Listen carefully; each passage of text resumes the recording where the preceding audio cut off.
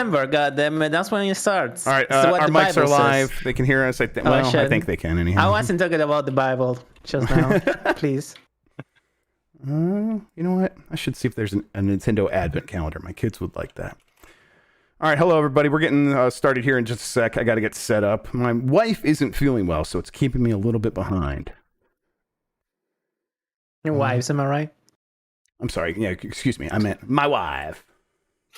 My wife. Very topical reference. Yeah, I always try to come with what the kids will understand. Apparently, more kids than I thought know who Mr. Magoo is. The kids know Mr. Magoo, apparently. Was there a recent Mr. Magoo that's going on? Yeah, that's what I'm. I mean, yeah. people just like refer to idiots as like Mr. Magoo. Yeah, still, right. Like I thought. Yeah, like I think it's just a cultural reference that still works. People, he's not an idiot. He's blind. Well, listen. Oh, you can be both. Yeah, yeah. Like right, Saying. right. Blind people would not just go wandering around. They would try to be careful. Mr. Magoo isn't careful. That's all he's saying. All right, Who asked if he was blind for real? It was it Dan? It was like, oh No, wait, it was blind. Was it? It was Bacalar, I think. Oh, Bacalar. Yeah, it's Bacalar like Jan, that's I his can't whole remember. shtick. Yeah. I don't know. Somebody was like, wait, Mr. Magoo is blind. What? All right. Yeah, That's the whole joke. Make me a little bit bigger. There we go. All right. Okay, everybody. Now I have to get to you. I have to see chat. Let's go to live.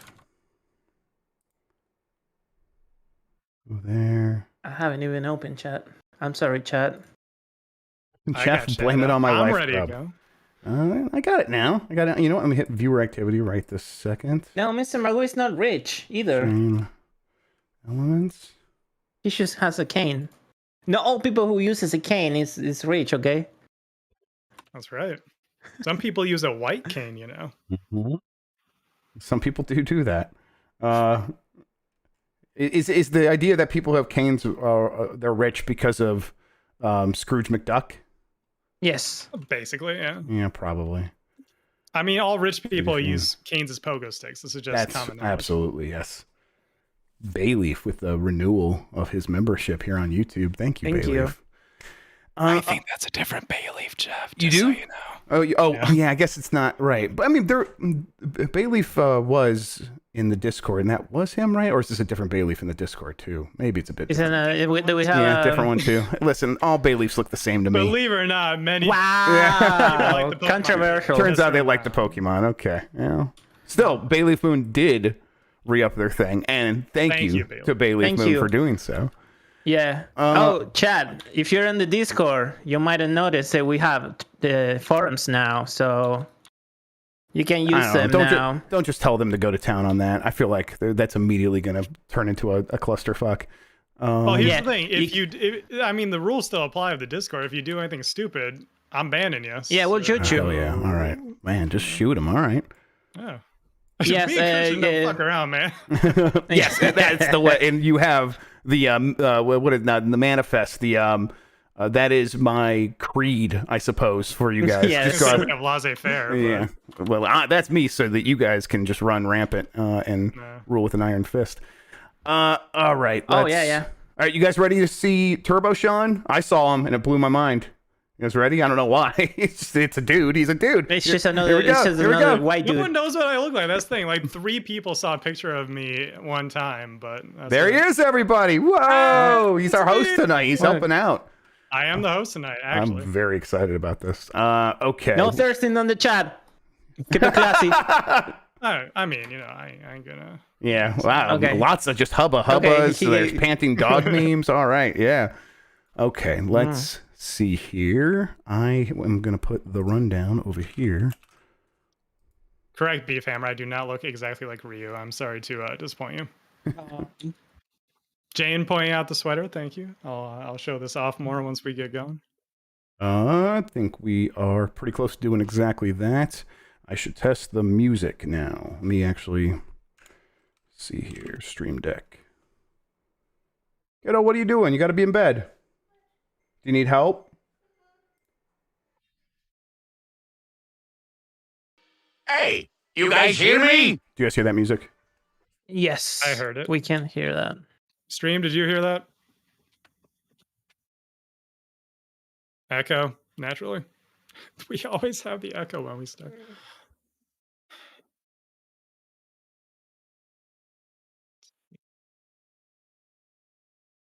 I don't know how to do this one. I think maybe go up here. Sorry, I gotta beat it. I don't know how to I gotta get this thing in curve. be a father. Go get in bed, or you're gonna get in trouble. It's double trouble, baby. Thanks, Ryan. Don't run though. Okay. All right. Here we go. They were hearing double music. Yes, double music. Let's see. I had Go XLR open right here because I figured something like that could happen. Because they're getting sample. That's why. What if I just save that right now? You think I'll overwrite the profile? Let's watch and see if that works for next time. Hey, you guys hear me? And then, Shawn, what is your favorite color? My favorite color is blue, Jeff. Oh, very nice. Always has been, always will be. That is why I pick water Pokemon. Oh, okay. Oh. Except Sobble's bitch ass betrayed me in Sword and Shield, so now I'm on whatever the fuck train. So right, because Sobble was what, you didn't like how emotionally manipulative it was. It's a bitch, dude. Have you seen that thing? Like, yes, totally. He cries like a little baby, and then like evolves into this lanky, like secret agent dude. Like, the whole line. I like how much of a bitch he is. That's my thing. All right, everybody. I like for Coco. There's no thoughts behind those eyes. There's no brain. I love it. That's definitely true. What do I put up there? I usually have something up there, but I mean, who knows? All right. For last Nintendogs? No, you don't. Well, don't. It's like my stream where I have things in different quadrants here on the monitor. Oh, that's for me. Okay. use the new layout and make people think he's Mike. Okay. I think we're ready to go. As far as I'm concerned, Shawn, are you ready? I have questions up. I have the rundown up. I don't have anything else because you're gonna do super chats, right? Yes, I have stream elements right here, but I also have viewer activity. So if anyone wants to start sending in super chats, do so now. We'll get through them all before the end of the show. Also, hit the like button right now. There's more than 100 people watching. Let's get those likes going. Especially because Mike's not here. He always wants us to get to 100 likes. Let's get to 100 likes immediately. So that just really, upsets him. All right. Cool. So you said you're good to go? Yeah, I'm good to go. Okay. So I'll count us in. I will start recording. You'll hear the music and you know it, right? You know what to do? Oh, I know. That's why I can do this. Yes, that's wonderful. You. This is fantastic stuff. All right, cool. I'm excited. I thought I was going to have to host. Now I don't have to. I'm like ready to chill. I'm going to put on the sunglasses. Exactly. Yeah, you can just stay in Jeff mode. Yeah, I'm going to stay. It's going to be great. Yeah, you'll have to deal with that. Not going to be great for you. It'll be great for me. All right, let's do this. 5, 4, 3. Hey, you guys hear me? Start cheering now! Yeah, let's get this over with. Yeah.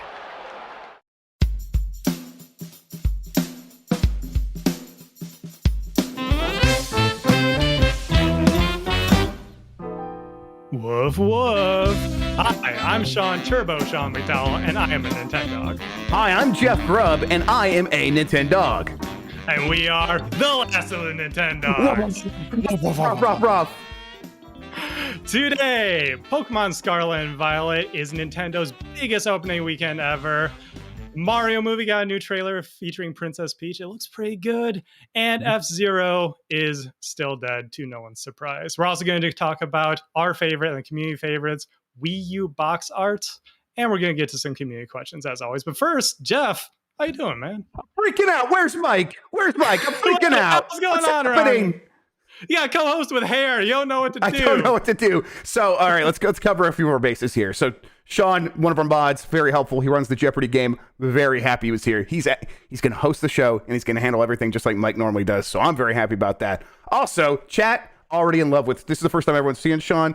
It's just, everyone's just saying how hot he is, although pretty pissed off. Grow a beard. Where's your goddamn beard? How can you be on this show without a beard? It's funny. I shaved just earlier today because I don't grow good facial hair. I mean, neither do I. That doesn't stop me. It's not stopping me. Fair enough. Yeah.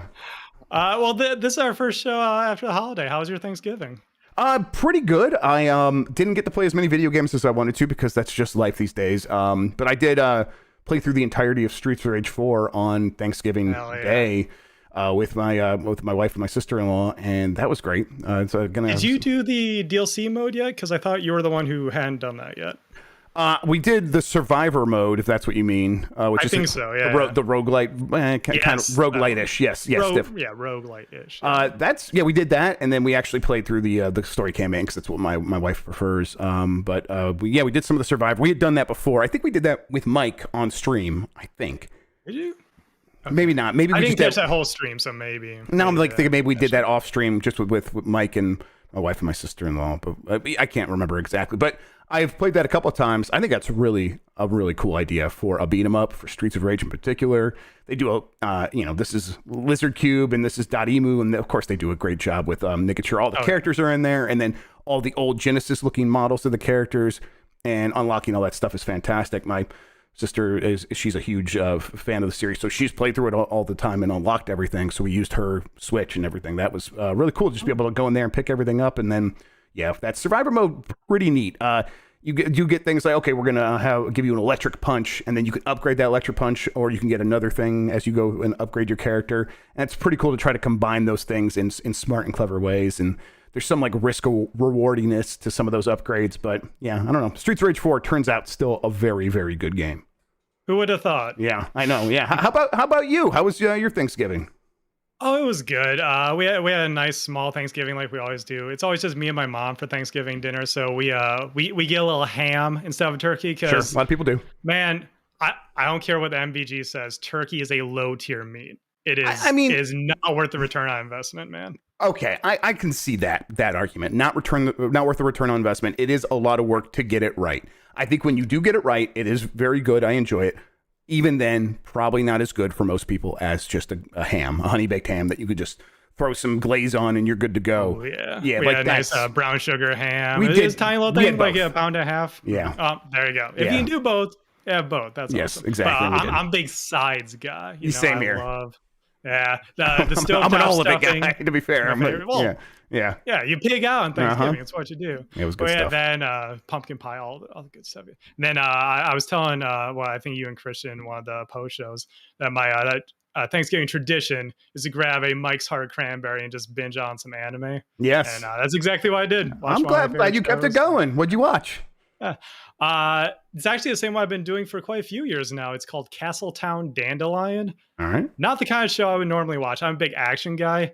But I was like halfway into the Hard Cranberry one year. I just went on the Funimation app. I was like, "The hell is on here?" I saw this cutesy little show. I was like, "Man, I could use something heartwarming right now." Turns out, actually, a pretty fun show. It's very anime. It's a family, 9 brothers and sisters, and then they all have superpowers, and they're all next in line for the throne. And so it's fun. It's wacky, it's crazy, it's comedy. It's very fun. It's very heartwarming. A lot of sweet moments. Just a nice sort of warm and fuzzy thing for I like that. Evening. Yeah, my warm and fuzzy holiday movie is on Christmas Eve. Me and my brother would always watch Wrath of Khan. That's what we would always watch. Hell yeah! I still try to keep that going as frequently as I can. I don't do it every year, but most years I'll pull out Wrath of Khan and go for that. And I do Die Hard for Christmas, so you know. Yes.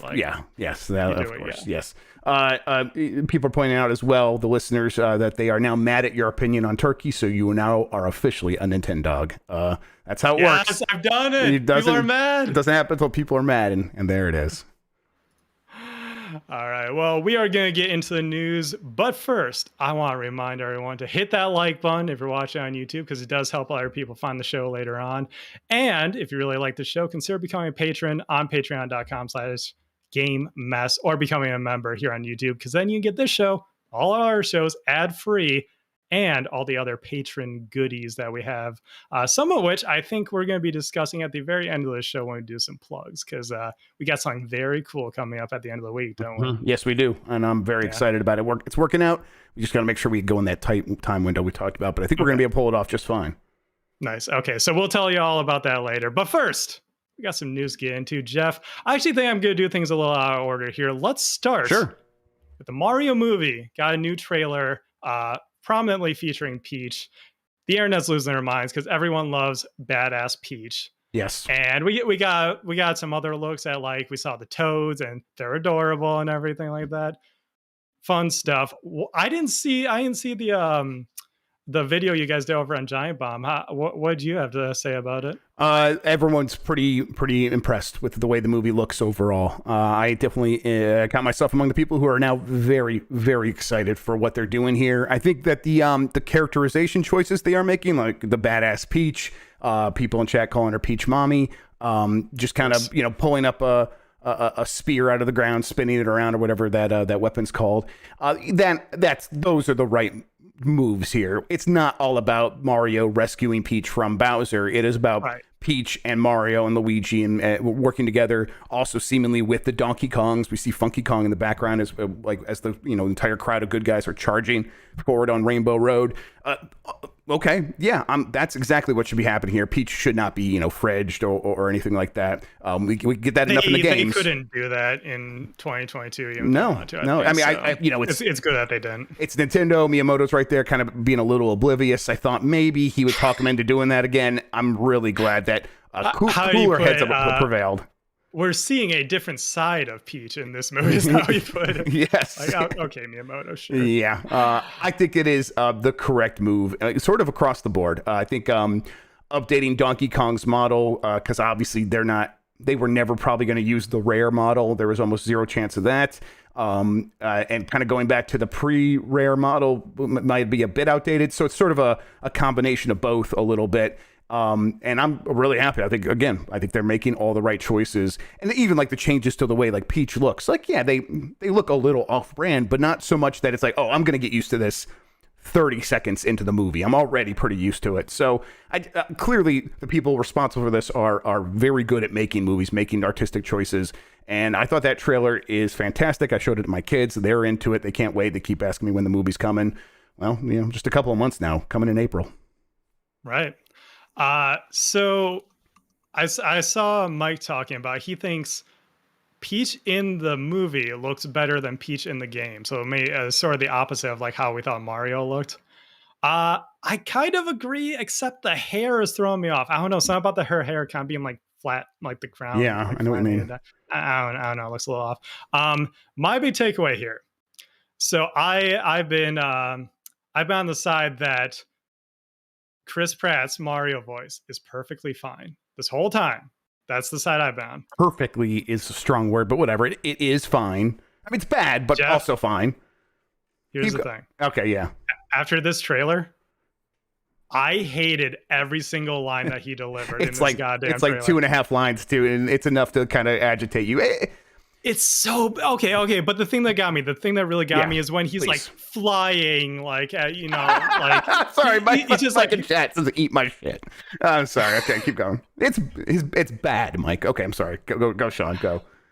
He's like flying across somewhere. He's falling. I don't remember, but he's like like he's doing like the cheeks are wiggling and everything. And the time is like I was like, is this like first take? What is going on here? Like.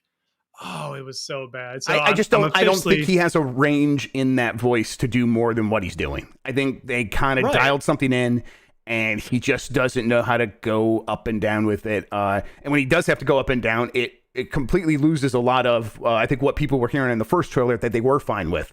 It begins becoming much more Chris Pratt. It's agitating when I hear it. That's it. This is not going to ruin the movie for me. I don't think there's any chance of that. Everything else about the movie looked great. Right. I thought. But like, him like doing the low, let's go. Like, what the fuck? What is that? It sounds. That was so bad. It's like, okay, we are doing a different Mario. This is a Mario that's not doing the sort of quasi-Italian accent that Charles Martinet is going for. It's going for a Brooklyn one. So then don't do the same the same quips. Don't do the same little one-liners. You got to change those up a little bit more so that we aren't directly one-to-one comparing them. And so far, what we've heard from that stuff, the Wahoo, I was kind of fine with the Wahoo. I don't know. What'd you think about the Wahoo? I thought that was okay. Yeah, it was okay. It was fine. Yeah. But that's where I'm at with this whole thing is like, I always thought that Chris Pratt's Mario was going to be fine from what we heard so far. And that was the fine that I heard up to this point. But everything in this trailer was just bad. So. Hey, Mike, before you go, check your Twitter DMs. Oh, shit. Something or other for the show. But anyways, moving right along. Jeff, sort of the bigger news, I would say, from this weekend. Pokemon Scarlet and Violet. Oh, boy. sold 10 million copies worldwide in its first 3 days, 4 million of that in Japan. Yeah. I'm getting this from Nintendo's corporate website, at courtesy of everyone and their mother tweeting about it over Thanksgiving. It's the biggest weekend ever for Nintendo for any other games on any platform, and they point out including the Switch. Jeff, are you surprised by this at all? Yeah, of course. No one's surprised, and yet it's still a little bit shocking, I guess. Like, it's both things. It is the kind of a news story that, like, okay, yeah, Pokemon sold a lot more than it did even last time. That's what's supposed to happen. It's what's happened every generation so far, I believe. A game selling 4 million copies in Japan, it's astronomical again. What did Splatoon 3 do in its first week? It was 3, 4, 5 million-ish. I can't remember. Yeah, it was somewhere around there. Yeah. It was a lot, in Japan. Yes, and just in Japan. This is clearly right in line with that, but then also it seems to be even more popular around the world. Nothing does 10 million in 3 days. This is it's just unbelievable. It is one of the if not, obviously the fastest selling Nintendo game on any system. It's probably the fastest selling game from any publisher ever for a box product like this. You get 25 million players in the first week for Apex Legends, a free game. If you charge $60 or something, that just doesn't happen, except for if it's Pokemon. And yeah, a significant portion of those is people buying both copies. It doesn't matter. If someone's willing to spend $120 on your thing, that's also just more money for Nintendo and for Pokemon Company and Game Freak. Obviously the next thing we talk about in this sequence is, the game was so broken, the performance and all this stuff. I was never of the mind that stuff would come home to roost for this version of the game. If anything, it hurts whatever the next Pokemon game is, but Pokemon's so weird. Right. The next one's not. Next one's going to be a nostalgia play, so it almost doesn't have to worry about this as much, right? I don't know. You know more about Pokemon than me. Yeah, not necessarily. The next game will actually probably be either the third version of this game, or it would be the next generation, depending on how far apart they are. But on this subject, I just wanted to add that something that people tend to forget when talking about this is target audiences. And I always try to remind people of that when discussing things like this, because with Pokemon in general, keep in mind the average Pokemon player is an 8-year-old. Yep. They're the kind kids nowadays, they're playing Fortnite on crappy tablets that can't handle it. They're playing Roblox on their mom's crappy laptop.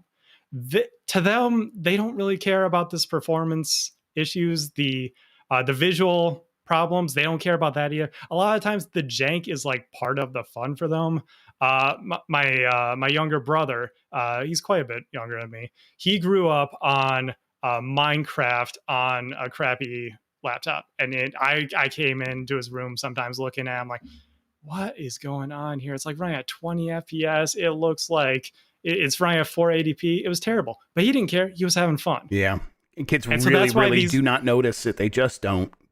Right. And so that's why Pokemon will always sell like hotcakes, like I put in this title, because the average person buying this game is not a person buying this game. It's the parent buying it for the kid who wants it. And they're going to say, Mom, give me a new Pokemon. They don't care. And so we're at this interesting point right now with Scarlet and Violet where, I'm not defending the way the game looks or runs. It's rough around the edges, to say the least. But we're at this interesting place where the kids aren't going to care, and also the hardcore audience doesn't really care either. Yeah, there's a lot of sort of justifying it, not just but justifying that I am having fun. What am I supposed to do about that? Exactly. Because, and I'll get into this a little bit when we talk about what we've been playing later. But the hardcore audience, we love the competitive quality of life changes that they've made. The way that they've streamlined so much stuff that we're having a blast, just going through the game. And then we see the little speckles of competitive stuff layered about. We're like, oh, I know what I'm going to do with that 60 hours from now. Yeah. And we're just having a good time. So I don't know. Pokemon's at a weird spot with Scarlet and Violet, because like you said, if the next game also has issues, they are going to see this sliver between the casual and the hardcore. They're gonna know, and they're gonna be like, do I gotta hold off on this one? Yeah. So the next one might be affected by this, but right now, I think they're. And it's so hard for Pokemon to carry forward that momentum, because there will be two other big games between the next generation, and the next generation game will be the one most likely to have these exact same issues again. So yeah, what do they normally do is, so they have the new generation, they have the nostalgic remake of like 5-6 generations ago or something like that, and then like I said, it depends on the spacing of how long between entries. Okay, so it's not just a new generation, then the remake, then new generation, so on and so forth. It's more like a remake is every what's the cadence right now? I guess like 5 to 7 years, I think it would be at this point. And then just wherever that slots in, it seems to be the pattern of where we will get the black and white remake. I don't want that to happen. I don't want them to black and white looks so good. I mean, unless they're going to do some sort of riff on HD 2D, which they seem they won't. wholly. I don't think they're capable of thinking in those terms. I think they just have their one way of doing things. Right. So yeah, I mean, they're gonna do something with black and white, but we'll have to see. But yeah, I mean, there will be a different set of concerns about whatever the next game is. It won't be the same as the broken issues with this game, and so the conversation could die quickly. And then the hardcore and the kids that are still playing these games, Scarlet and Violet, they're gonna just go into their own little caves and talk to each other. And by the time we get to the next Pokemon game, that is a new generation, a new HD full open world game or whatever, we will have we'll probably moved on, unless the exact same problems happen again, in which case maybe that small sliver does hold off, but it's not gonna, maybe it's enough that it's like, it's flat for the first time. It's this one also did 10 million copies in 3 days, but I don't know if it's gonna hurt it really in any way. They just keep making new kids all the time to get into these games, and all these old fans just keep sticking around. And exactly, there's always 8-year-olds looking again into the series. I can tell you myself, like going to my local card shop for tournaments, when there's like the league, as we call it, where little kids gather and they play the TCG and the video game stuff, it's always packed. There's always just 30 some kids of all different ages just hanging out playing Pokemon. So there's always a new that's the beauty of Pokemon.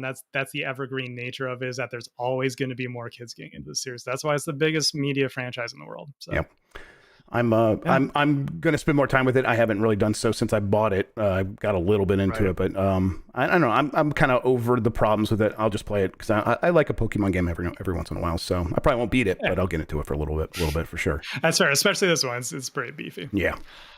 The last major news story here, I'm throwing you a bit of a curveball. So this is not news per se as much as an update on old story. So, but this old story, I don't think it got the press that maybe you would expect from this. It was a Game Explain interview that they did as a result of Giles Goddard doing an AMA on Reddit, where he mentioned that his studio, Chuhai Labs, did a pitch for a new F-Zero game on the Switch. And so Game Explain followed up and talked to him a little bit about it. This was actually, I believe this was after the whole conversation about one of the previous developers talking about, they need to think of a new way to bring back F-Zero or whatnot. So I think this story Miyamoto has said that a bunch of times. Miyamoto has said that specifically to GamesBeat, even in an interview several years ago now. But yeah, that's always his thing. As you guys are quoted in the new Did You Know Gaming video, in which I got some of this updated information. I definitely recommend people go check out that video. They always do good stuff. I listened to it. It was very good. Yeah, they have an exclusive interview that they did with Giles just recently. And so that is where some of these new details are coming from. But to catch people up, if they don't know the original story, is that Giles said that they made a prototype F-Zero using 30 plus cars with ultra realistic physics. And some of the more updated details we have on that is it felt like F-Zero, but there's a lot more depth there. You could bump into one car, it would bump into two other cars. Yeah, like it this. Would bump into the rest of the pack and cause an entire pile up. So it was just fun playing around and seeing how badly you could screw up the race. A fresh take on F-Zero would have been really cool. And where have we heard that term before? Yeah, right. This bummed me out because the video is like, and we talked to Giles, and hey, can we just have the prototype, play it? And he's like, well, I'm thinking legally, there's no reason I can't. Nintendo didn't pay for anything. And it's like, they're like, so he's going to go find another computer. And of course, the video ends with him saying, when they come back, he's like, actually, just to be safe, and to make sure that we can keep our relationships, kosher going forward. We're not going to do that. I'm like, damn, I would have loved to have seen that thing. And obviously that would have been news. It's like, oh, you get to play a prototype for F-Zero from a studio that was, has a lot of experience, or with people who have a lot of experience working with Nintendo. Chuhai Labs. If anyone doesn't know, Giles Goddard is he's one of the English prodigies. He works with Dylan Cuthbert on Star Fox way back in the day. Basically, they were the Western dudes working at Nintendo Japan back in the day. And the reason they worked there is because they we tried to find Japanese programmers that were better than them, but we couldn't. So we put them in their own room, and Miyamoto would use it as a smoking room and go in there and just brainstorm with these the English guys or whatever. And I'm like, I love these that. Absolute geniuses of programming. Yeah, we got polygons on the Super Nintendo. Sure, we could do that for you. Oh, yeah. Giles did the 3D the shooter on the Game Boy. These are literal geniuses. X. Yes, X. Yeah. Yeah, he also did a little thing. He did Mario's face on Super Mario 64. Right. Yes. The whole stretchy thing. Chuhai Labs also did the surfing game on the with the crank thing. The not the Analog Pocket, but the other one that had the crank. The Playdate. Playdate. Yes, he did. Their studio did that, and I love. So I'm like, oh yeah, cool. Chuhai Labs. They're pretty cool. Just a little bit more on this, because this is interesting. Because people are always like, if F-Zero came back, what would it look like? So we have the whole physics thing. He's saying the idea was massive multiplayer. Massive as in 16 humans, 16 AI, 32 in total. Then there would be a course editor, which is not new to F-Zero if you know about F-Zero history.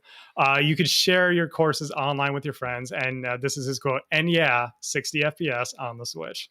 This is the first time you could do the editing courses. Was that the 64? It was F-Zero X. X, okay. Yeah, the DD, the 64 DD version or add-on for F-Zero X. Yeah. I should buy a DD. That's what I should do with my money. Yeah, because you're not familiar with emulation at all. Yeah, I know. I just want the damn thing. I wanted it for so long as a kid. Just want to see it on my house. It is very cool, the diskettes and everything, yes. And the Famicom disk system, has that same lineage there and everything. Those quirky Nintendo add-ons. Yep. I do want to add this last little bit from the older interview of Game Explained, because if anyone's wondering why this hasn't happened yet, why hasn't someone worked with Nintendo to do this? First of all, that video from Digital Gaming, they do talk about why didn't the GX devs just make another one, so on and so forth. There's a story about Criterion Games, some random dude at Nintendo Europe reaching out to them. Mm-hmm. But according to Giles, he said we were kind of stuck in a catch-22 working with Nintendo, because we'd say to them, we want to do this F-Zero game, can you guys give us some money? And they say, but you don't have enough people. And he said, well, if we had enough money, we could get the people. Mm-hmm. So it's forever this cycle of them wanting to make a game, us pitching the game, and then them saying you don't have enough people. That's just very frustrating. Yeah. Very Nintendo. Oh yeah, 100%. Right? Yes, absolutely. Oh man. And according to him, Nintendo are very wary about using old IP because it's such a huge thing for them. It's much easier to go with new IP. That's an interesting thing to me, because is that Nintendo? Is that something they do? I don't know. Yeah, that's what I was thinking of. And I guess maybe because if they want to do a shooter, they did Splatoon. They want to do a more traditional fighting game, they did ARMS. So I guess kind of. Yeah. I guess I see where it's coming from. The thing is, it's just something you have to at least take note of, even if it doesn't make sense, because it's Giles. He's worked with Nintendo and all the I bet there's an unsaid part of that sentence though, where it's a new IP, unless it's if you're going to use a familiar IP, then you need to use one of the very biggest ones. We'll do a racing game. We make Mario Kart. We already have that. And then if you're going to use something that's not Mario Kart, well then it's not going to be F-Zero. It would be something new. I could see that being the actual logic there. Yeah, whoever interviewed Miyamoto over at GamesBeat back in the day, that's what Miyamoto said. He was like, what would we do differently that we're now already doing in Mario Kart? And it seemed like he was genuinely asking what would an F-Zero game have that because that was there's all this survey that people filled out and everyone wanted F-Zero back. He's like, oh, okay, I didn't know that. And, I think that was around the time that 8 was coming out or got announced or something like that. So it was if you look at this, we have this Zero G stuff. Yeah, so I don't know. It seems that F-Zero continues to be dead to the surprise of absolutely no one. Yep. So we can hope, but future is not looking particularly bright. Not exactly. Moving on, Jeff, we are going to get into some questions from the Discord. If anyone watching live on YouTube wants to get in a question or our topic of the week, which Wii U game has your favorite box art, send in a super chat. We'll get to those at the end of the show. And for now, let's hop on over to the Discord here. Okay. You ready to answer some questions, Jeff? Would you mind if we took a quick break real quick? I would love to take a quick break real quick. We'll be right back, everybody. All right. We can kind of hop right back into it if you're still good to go. I just a little stop there for the podcast. Okay, cool. Good shit. Yeah, thanks. Get out of here, Christian. See, I told you, it's going to his head. Going to his head immediately. You just gotta be like Mike. Yeah, that's true. Are you? There was a small. Jokes on you. I like the abuse. There's a small crackle very infrequently, Shawn. It's not. I think that's NVIDIA broadcast. Okay. Do you have NVIDIA broadcast on? Yes. Turn it off. I have it on my side. I have on my side. I have I have the SDK. So this is what I do with Mike. I have it as a filter turned on my side, so we're good. It'll catch the fan. Let me double check that. Actually, maybe I don't have it on, but I could turn it on. So let's go. I could just turn crisp on instead, I think. No, crisp sounds terrible, or at least it did previously. I have it right here. I did all this work to turn it on inside of OBS, so I'm just gonna use it. Yep. Then we got a flat line. Nothing. So talk. Hello. All right. Yeah. See, yeah, we're good now. It sounds perfect. That sound okay, Christian? Yeah, you sound fine. He doesn't trust my old man ears. Wow. No, I don't. I don't trust you. I'm the one who always has to correct you at the beginning of the podcast. I don't either. Yep. All right. We're good. Whenever you are. Okay. All right. Let's get to these questions, Jeff. You right? Yeah. Let's do it. All right. First up from Shuno in the Discord. They say, greetings, fellow procreator Grubb, and Mike probably pronounces goose as ghost martini. Or not Mike. Hello, not Mike. Hello, Shuno. I'm not Mike. Our 3-month-old daughter hates to sleep. Is this due to incompetent developers, or is she a victim of crunch? Do you think we'll see a patch, or better off hoping for a sequel? Love, Shuno. You get constant patches, basically, where like you wake up one day and they feel like a different person because they've learned like 15 things overnight. It's been happening a lot. Okay. We have to. Okay, I'm gonna do it. I'm gonna do the parent thing. Shawn, I think Addie is a genius. She fully understands. Okay, what have I been not telling them they're smart? She's 3 years old. No, I'm not telling her. I'm telling you guys. Oh, okay, all right, no one tell her. Okay. I would never. She's 3 years old. She is beating me in Kirby's Buffet race. She's just straight up beating me. I try, and she's straight up beating me. Like she is so good at the game. She understands what she needs to be doing without anyone telling her. She figured it. Like I never showed her that game. She found it herself, started playing. My wife's like, she's online playing other people. She's probably playing that like the offline mode. I'm like, it doesn't look like there is an online mode or offline mode for the version she's playing. She's going online, beating people. But then I'm like, okay, still, it's probably just bots or whatever. I play her. I'm like, oh no, she's going for the strawberry. She understands that some of the fruit are worth more than others. She's 3. I'm like getting blown away. I don't get this. Jeff? I mean, do it. Just burst the bubble. I'm fine. Is beating you in a video game your measure of genius? Okay. Listen, that's the best argument you could have come up with. Absolutely. Very good point. I'm a little scared. That's all. A little scared. But yeah, listen, you're going to have to deal with constant patch updates, but this is going to happen. This is what they're like. It's wild. And it's very unpredictable because their attitudes and the way that they behave or the way that they react to things changes wildly. So yeah, get used to it. Enjoy the 3-month-old because it's as much work as it is. It's also the easiest because they just get more and more complicated. So enjoy it. Translation: get used to the live service world. Yes. From Dr. Sus. He says, hello, Jeff still believes in the bottom of his heart that Nintendo can shadow drop Metroid Prime Remaster in 2022. And guest was the only one available with 2 hours notice because Jeff forgot to invite people to host. That was true for Monday with Game S Mornings with Andy. Shout out to him. Not true for this. So we talked about this days ago. Now, this was your idea. This was planned. Yeah, this was your idea, but still. This was planned. This was my idea. Jeff kind of just said, okay. And, here I am. I was like, no, that's fantastic. Yes, absolutely. Anyways, in today's trailer for the movie, I assume, we saw the Tanuki suit, Fire Flower, an unnecessary mention of galaxies, Mario Kart, Rainbow Road, Mario fighting Donkey Kong on a platform that looks suspiciously like Mario Brothers, and more. Does it feel like Nintendo's trying to cram too much into this movie? And that's something that I was thinking about when I saw all this, because it seems like a lot for a first movie.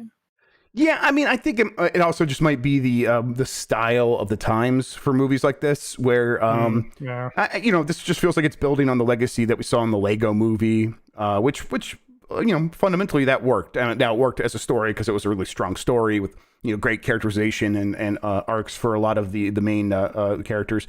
This movie's still going to need all that stuff. I don't think the density of recognizable stuff is really going to hurt it. I mean, Wreck-It Ralph was a big, I guess that's the first part of Wreck-It Ralph. If this is constantly doing this, then maybe that will be an issue. I think there will just be sections where it's like, we are going to hit you over the head with it. We got the IP. This is a lot of money. Why wouldn't we use it? But then there should be quieter moments where they do break off and go on their own adventure. And from the trailer, it does look like they're doing that as well. So you think it's just going to be mostly references here and there more than this is the movie? Yes, I think it'll be references kind of up front. There'll probably be a few beats to break things up where like they reinforce a couple of those. And then a handful of them will have payoffs. Like Funky Kong being in that armada. Like that's probably going to be like they'll introduce Funky Kong when they do the Donkey Kong bit up in the front of the movie. They will remind you about Funky Kong and he'll be sort of aloof. And then there'll be the big payoff. Be like, oh, they convinced him and the rest of these Donkey Kongs to come and help. And it's like, okay, yeah, that's a story arc right there. You can make that work. So yeah, that sounds right. I'm not too worried about it. Although obviously I also noticed this as well. I mean, there is a lot going on in this trailer. Yeah. I don't know. We'll see. I think the movie's looking good in general, though. We'll see where it goes. Yes. From Beefhammer, Evening Pups. If hypothetically Nintendo made a pirate game called Ocean of Robbers, and this game recently allows you to name your ship, what should I name my sloop? Yes, this is my way of sneaking a Sea of Thieves question into Nintendogs. And no, I don't want to use Cheddar Armada since it would refer to a fleet of ships. Also is trademarked by Game Mess LLC. That's right. So exactly. Don't fuck with that. Yes. What should Beefhammer name his sloop in Sea of Thieves, Jeff? Yeah, I mean, I like the Raw Dog. The raw, I think that's a good one. The Raw Sea Dog. I don't know. Usually you got to come up with something in the moment based on some stupid joke you made that day. That's usually how it has to go. But for Beefhammer, I would imagine something along the lines of the Swedish Express or I Heart Casual or something like that. Yes, there you go. Benji Glasky says hot dog water. I like that. That's fun. Hot dog water. That's good. I'll go with that, definitely. I was going to go with Hang On Sloopy. But OSU fucked up. Yeah, you could do it if you want to be on a loser ship. Fuck, that game was so good. I hope everyone watched that. Michigan destroyed those bastards. That was good stuff. Okay, no sports on my Nintendogs. Jumpmat says, when it comes to games, are duologies better than trilogies? Yes. Yes, they are. No. Yes, they are. I would say no. I'm saying no because I'm trying to think of duologies outside of God of War. Well, I mean, okay, listen, if we're talking about evidence, I don't have that. Like, I don't have evidence from my point of view. There's sources that you made the fuck up. Yeah, exactly. But I think just the evidence would be that trilogies often fizzle out and fail to live up to the legacy that, if you would have ended, honestly, most things these days, if you would have ended after 2 and moved on to something else or changed things up more drastically, I think it would have been more welcoming. People would have been more like, oh man, I can't wait to get more of this. Where after 3, in most cases, people are, I think, okay, I really hope they change it up. This was, the return here was not as good as I thought I was going to get. There are probably studios that can pull off. Honestly, with God of War, Ragnarok, they could probably do a 3rd one, and they could probably make it work. But I think in general, they would be better off just sticking to 2. Rachel just threw a mad shade at Valve over here. Half-Life and Portal are both duologies. I guess when I think about things, I like trilogies because they you can have the beginning, middle, and end, like the original Star Wars trilogy. Yeah. And so naturally, that's what I think of when I think of games. But now I'm trying to think of good game trilogies as well. And yeah, I guess they tend to fumble at some point. I mean, even the movie trilogies. I like Return of the Jedi a lot. I think it's perfectly fine. But I see the issues that some people have with it, where a lot of trilogies do this with the third movie, where the big threat is a bigger version of the threat in the first movie. And thematically, a lot of times I get why the writers think that can work, but it's just inherently less interesting a lot of times.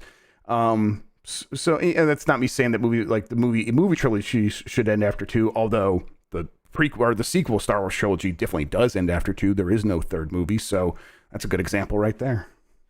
That's right. I can't get you started on Star Wars. That's a big mistake. And our fucking rules. Okay, sorry. Go ahead. 1UP versus CPU. This is Nintendo's upcoming release schedule. See picture. Do you think they'll leave March and April with no games, or will they put Advance Wars in there? I doubt Pikmin 4 will be ready by then, but who knows? We haven't really seen anything of that game that's been in our development for like 10 years. So let's see what is coming out. We got Fire Emblem Engage in January. Kirby's Return to Dreamland Deluxe. Oh yeah, that was they announced that in February. Zelda Tears of the Kingdom in May. Pikmin 4. Allegedly in 2023, and then Advance Wars is just on the slate. You don't believe him about Pikmin? That's coming. That'll come. It's probably almost done. Like 7 years since Miyamoto first said that. Yeah, but I mean, they showed it. He came back out on stage, and I think it'll come out. So they showed us still, didn't they? Yeah. Okay. Yeah. Fair enough. Right. But I don't know. Like I could see it for like holiday. Yeah, I think is when Pikmin like not the actual holiday season, but maybe like I don't know, like an October-ish game. Just because I'm trying to think of when they would slot that in there, because I think Pikmin's gonna sell less than your average Nintendo game. So where do you slide? And I don't think if that's all we've seen, I don't think it's ready in the second half of the year for sure, at the earliest, and then probably the last quarter of the year, the calendar year. That sounds right, but they're not going to have a ton of other stuff for the second half of the year. I don't think that's what the word is. I think Chris String was saying that, and that sounds right to me. It just based on like circumstantial evidence of where Nintendo's at, and knowing that they will have to begin ramping up for some sort of new hardware. Yeah, all that's that's something I actually wanted to talk to you about, since you brought it up on Game SSIs or whatever last week. You could say where I brought it up. I don't know. It all runs together. Are we thinking, would that mean new hardware early 2024 then? I mean, like this is spitballing. This is guessing. Yeah, of course. Yes, guessing. I think that by the latest, honestly, it's early 2024 when we get a Switch of some variety. I think if they wait till early 2024 even, although that's getting pretty close, all things considered. That is still, it'll be weird if it's just a Switch Pro, unless they have really. There's no way. I don't think they can at this point. I mean, I don't agree with that, because I think that there's a chance that Nintendo has completely upended the way they're going to do things going forward, and it'll be a Switch Pro, because then there's going to be a Switch Pro 4 years after that, and they're going to keep. And they're going full mobile. Yeah, they're going to go the quasi. Yeah, they're going to be like if it was tainted by the ooze of mobile going forward, and it's this monster of it's a console still, but has the upgrade path, or almost the upgrade path of mobile. Not every year. There's a new iPad every year, right? They're not going to do that, but it'll be a new one of these much more frequently than what they've done in the past. But it's tough. I don't know how much Nintendo has an appetite for changing things up that much. They haven't done that, and they've been doing just fine, so maybe they won't. And if they were going to do that, I would have expect them to do it sooner rather than later, which is why March 2024 just seems kind of like, okay, at that point, you should just call it a Switch 2, rip off the Band-Aid, do what you got to do to get to a new generation, but... That's where I'm at. And Benji Glasky in the chat points out that sounds too complicated for Nintendo. As I'm saying that, I agree with that one. Yes, 100%. Yeah. But I mean, they do need something along those lines. Well, need is a strong word. Nintendo doesn't need anything. But if as Pokemon proved, they don't need shit. They don't need shit. But I think it would behoove them if they were to lean towards we are always going to have a Switch of some form. And if we're always going to have a Switch, we should be thinking about making sure the platform just remains the platform as is going forward. And what should that look like? Well, not like a traditional Nintendo generational upgrade. I guess they've done it before with Game Boy Color, things like that. But of course, Game Boy Color is the same system, so right. But It's just a revision. right. But then that brings them back to the Pro model. So I know it's circular, but I think Nintendo. This is one of the reasons why they've had these false starts that we've heard about from the reporting. I think Nintendo wants to try to figure this out, and it has been too complicated for them. And maybe that's why they'll abandon it and won't do it. So we'll see. At this point, we're just waiting for the precedent to see which way they go with it, and then they'll decide everything going forward. Exactly. Yeah. All right. From Benji Glasky, speaking of, hey, Captain Skinny Dicks. Finally, I get to be part of the insult. Yes. With your newfound appreciation for Bubsy, are you willing to admit that you're crazy for banned word? Nice try, Benji. I'm like, is that even the right way to say that? Because okay, yeah, fair enough. I don't want to. Yeah, I don't blame you. I mean, I'll give it a shot. Are you crazy for Bubsy, Jeff? Has it become your thing? Have you stolen it from Audie Surly? Okay, yeah. What I've heard is there's a lot of people who've made Bubsy their thing. Also, Smite from Arcade Pit has made it his thing. And I don't want to steal from him. He deserves it. It's not my thing. It's not my thing. And then Dan Reichert saw me saying that he has decided he's going to make it my thing. So I don't know if I have much of a choice left in this anymore. Oh, embrace it, Jeff. From Jayan, no question from me this week, but I got a story related to this week's topic on Wii U Box Arts. Oh, I remember this one. Years ago, when Smash Wii U was announced, I was hyped for it and decided to make a fake cover for the game. And Jeff, I don't know if you can pull this up here on the stream for everyone. Yeah, I can. Just 1 second. Puts his little Photoshop in there. It's just, what, actually decent. And I'm just gonna say, Jane, we're probably pretty young when you made that, knowing why nobody. Little did I know that I would also find on Reddit that this cover was used as a placeholder at a retailer in Europe. That's awesome. That's great. Media Market, I believe, is what that is. That's incredible. That's very cool. They just stole this like high schooler or whatever's box art I made. I mean, that happens all the time, right? These companies, there's just people working at these companies, and they got it. Someone says, "Okay, go put the placeholder in there." Like, I'm just going to do a Google search. So I mean, and it comes up. This is what it comes up. That looks close enough to something like. I mean, especially if you're just like a low. A low tier worker when he's of course. Yeah, this could be placeholder art. Yes. Like that, just someone, again, just people, someone at Nintendo's marketing team whipped up. So I could see it. Oh, you know what? Let me bring it back. Hey, yeah, there it is. It's not bad. Yeah, look at that. The Media Market 10% pre-order courting. Which okay. Sure. Sounds good. Yeah, I know what that means. Yeah, me too. Probably some sort of discount word. All right. From Hosp, hey yo dogs, following reporting on Game S Mornings that Xbox internal documents don't really care about Nintendo, do you think that on the other side Nintendo does not care about Xbox or even Sony? And I'm just going to immediately say, fuck no. They're doing their own thing and it's working out for them. Yes, but I also think that Sony definitely played that up. They're like many of their documents don't even mention Nintendo. They're like, I bet you're right. I bet some of them, when they are talking about Call of Duty, something that isn't on Nintendo, so when they're comparing themselves in the Call of Duty space, there is only one other company to compare yourself to in the console space. So yeah, they didn't mention Nintendo, but like they didn't say they don't compare themselves to Nintendo ever. They're just like in many of their documents, and they didn't give a number or anything like that. So this is just them positioning, obviously, with the lawyers again. So.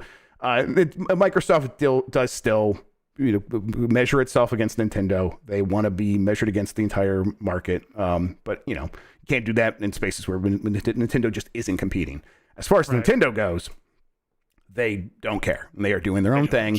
Yes, they since the Wii printed money, they didn't really care. Right, since Iwata, right, where Iwata just kind of was like, hey, we have Yamauchi was he didn't care all that much, but I think that Iwata was like looking around and saying, there are so many people not playing games. I want to focus on them. And and since then they've kind of Blue Ocean strategy, that's taken different forms, but I think that's been their sort of their mantra ever since.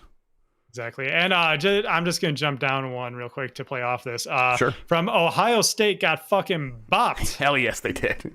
Woof woof to my dogs. Why is Sony so concerned that the Activision purchase would force them to turn into a company that outsells Xbox and Sony in hardware and has 19 of the top 20 best-selling exclusives of all time? while their games also rarely decrease in value. How exactly is any of that a bad thing? And he is, of course, referencing how Xbox wants Sony to be like Nintendo in a statement that Sony made. And to be clear, because I want to give my 2 cents on this. Obviously, what Sony means is they are saying Xbox is trying to force us to be like Nintendo and not even have a chance of having Call of Duty on our platform, which that plays up the fact that these documents are all written by lawyers who don't know what the fuck they're talking about. It's all legalese if you actually read it, because they have stuff like, the things that people have picked out, like Ghosts of Tsushima plural, or like Spider-Man is like misspelled on a document. Anyone who actually like is involved with the production of these games, they probably wouldn't do that. And this is another one of those things where if you're in the know, you would know that the only reason Call of Duty is on Switch is because Activision doesn't want to spend the time optimizing for that platform, because they could put a version of Call of Duty on there. Mobile could be on the Switch, but they just haven't done it because they just don't want to put the effort in, and they don't want to scale down anything else. So it's just lawyers kind of talking out of their ass is my take on it. Yeah, I think so. I think that it's it's a half-baked thought from a lawyer, and I know we have some lawyer listeners. I've had some reach out to me and say, Jeff, you give us too much credit. No one ever listens to that, and I want to be like, listen, I bet it does feel that way, but they pay you a lot of money for a reason, and it might not feel like you're in charge.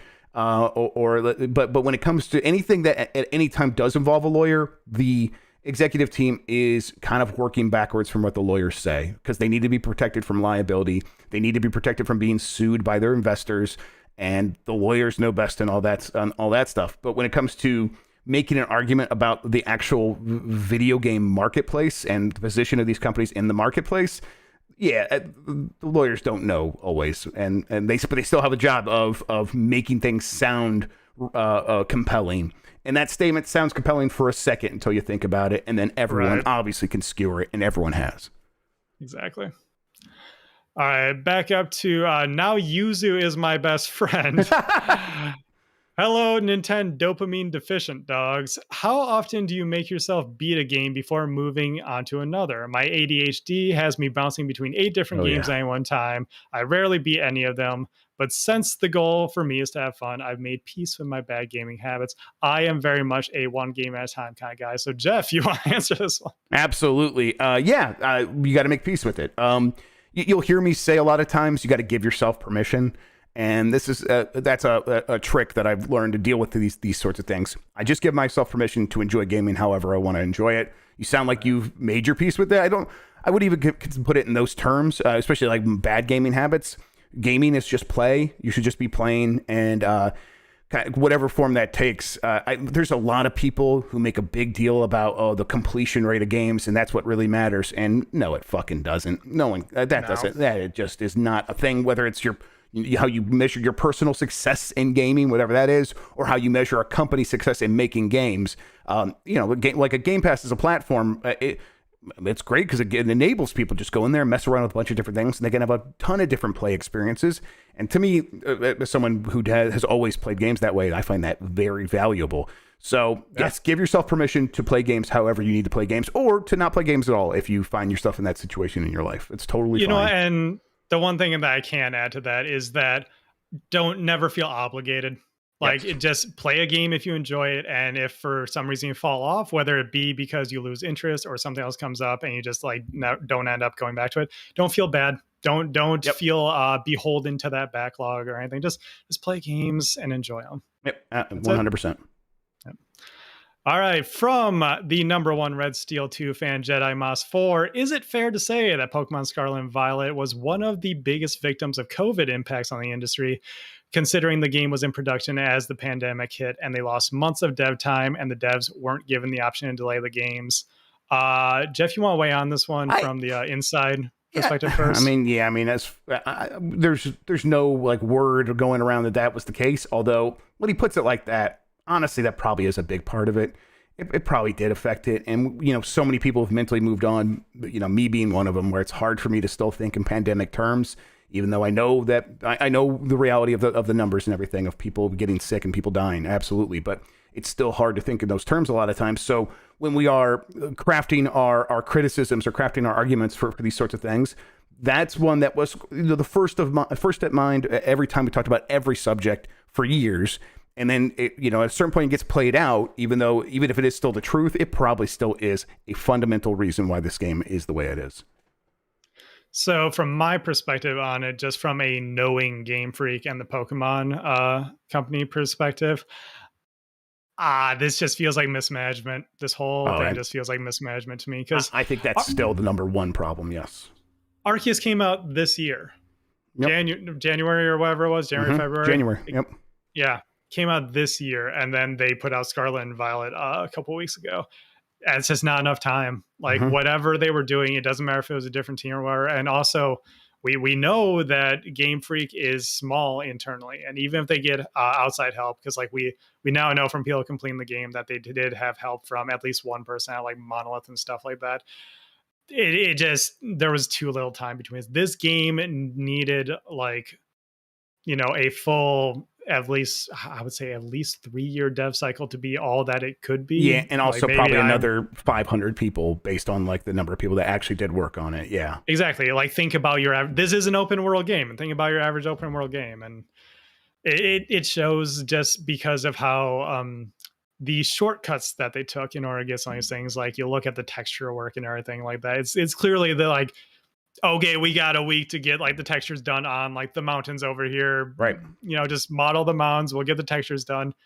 We got to move on to the next thing. So I think that's a bigger play in it than I think. Yeah. I mean, because there have been a lot of other games in similar situations that weren't this bad. So it definitely caused issues. I think COVID definitely caused issues for this game, but it is not the biggest, most underlying problem that continues to be the way Game Freak does things. Right. From Screaming Madden, hey Jeff, get fucked Ohio State, Grubb. Correct.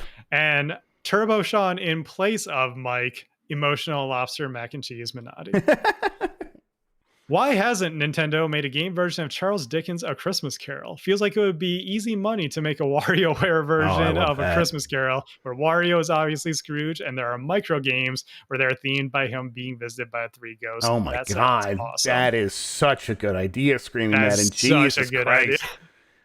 Make it like downloadable for the holidays. Yeah, for like for $20 real. Or something. They do 1 million Kirby games. Let's get one more, WarioWare, but with the Christmas Carol. Yeah, give the Stinky Boy some love. Why get not? the Stinky Garlic Boy some love. Yeah, absolutely. Get Kirby out of here. He doesn't need another remake. Love it. From Velocity Prime 1, hello Jeff. Will the Microsoft Activision deal just end already? Grubb and Mike Power Kayak Minotti. I'm sure he's power kayaking right now. Yes, almost to certainly. Another one of Cohen's Photoshops. Talking about direct sequels got me thinking about Zelda 2, the true black sheep of the franchise. And it made me wonder, would Nintendo ever go back and make Zelda more of an RPG again with experience and mana like Zelda 2? I think I think they would and could and probably will at some point in the grand time scale of eternity. Yeah, that probably will happen. I don't know if it's like the next thing they're going to do, but it'll happen. I think it'll happen eventually. I do think they will circle back around to most things. I think they circled back around to 1 really hard with Breath of the Wild. And when it's time for another sort of refresh, I think they'll take another look at 2 and bring back some of those ideas. And I think that would be, I would welcome a lot of that stuff. My question for you is, do they go back to N64 style Zelda after the Breath of the Wild formula? I think they probably do that also, but I hope it takes the form of the sort of Link's Awakening, where they just sort of cram the Zelda N64 the structure into what they were doing with the top-down 2D-ish Zelda games. I think that would be fine if that's where that stuff lived going forward. From the Great Barrier Queef. Love it, casual. When was the last time you were at a diner, and more importantly, what did you order? I don't remember the last time I was there. I could tell you the memory that most vividly pops into my brain when I think about a diner. I was in San Francisco for probably Game Developer Conference. I honestly don't remember why I was even there. And I had this, tiny little hotel room in a shitty part of the city. To me, it's all shitty part of the city because no one's ever shown me the good parts of the city except for like one really great burrito place. But my hotel room was just right above a diner, and they just made bacon constantly, and it smelled so goddamn delicious. Yeah. And so it's like I would wake up and it would just be, my brain would be sizzling. So I'd be like, okay, I'm going right down there and I'm getting a full breakfast, the eggs and bacon, toast and all that stuff. And boy, that's what I would get. I guess the place me and Mike hit up, I guess, would count as a diner. So I'd have to ask Mike what I ordered. He probably remember better than me. I think I got, I don't know, I think a club sandwich or something like that. But it was good. It was real good. Last time I was at diner, it was actually a while ago now. It was when I was traveling for a Pokemon tournament. We hit up Milwaukee on the way, hometown, and we went to one of my favorite restaurants, Ma Fisher's there. They just make the most dynamite diner food you've ever had. Like, Jeff, you know it's a good diner when they're open 24 hours. Yes. That's the sign. That's important, right? to me. Yes, absolutely. Yeah. That's how you know. And, you know, because they're going to be there for you, and the food is going to be very familiar. Like, that's the word for it. Familiar. It's gonna be, you know, Ma Fisher's like Ma made it, you know, that like greasy bacon that's like all crinkly and everything. It'll be the emotional lobster mac and cheese of diner food. Absolutely. Exactly. And what I had the what's dang's called, like the Grand Slam or whatever, or is, you know, like pancakes, bacon, eggs, whatever, like the works. Yep. Because you can't go wrong. No, definitely not. Nick Turbo asked this, does Waffle House count? Absolutely, it counts. It counts. Yeah, it counts. We don't discriminate against, you know, fast food chains around here. Yep. Yeah, of course. From Gruntilda's ass. Perfect. Sup, dogs. How are you guys enjoying your Steam Deck? I am having an internal crisis if I should get one or not. Okay. Jeff, we are on opposite sides of this spectrum, so yes. But your whole like hang up is fighting game stuff, right? Is that, I mean, or is it more? It's form factor. Form factor is my big one. Where it's just a little too heavy and a little too bulky for my taste. Sure, I got you. That was my big complaint, was that it was It's, you know, it's lighter than you think it's going to be, and yet it's still a bit too heavy. I'm right. I held it, and I did expect it to be more than that, but I was like, it's still not good for just like lounging. Especially my big thing is I play handhelds in bed. Sure. Because I mentioned earlier that I'm a 1 game kind of guy. I kind of lied about that. I'm a 2 game guy. I play 1 where I'm just like, you know, in the lazy boy, like chilling out or whatever. But then I have like the bedtime game that I'm playing on my Switch or my 3DS or whatever. And, you know, Switch is 3DS. I can like, you know, hold it like this or whatever. Yeah, and like, you're not going to be doing a lot of holding it over your head. You have to do the sort of lay on your side and kind of get a pillow wedged between your arms. Yes, I would still say for Gruntilda's ass, you should run out and get one. You can wait around for the next version. It's going to be way more expensive. They are going to charge way more for the next one than they did for this one.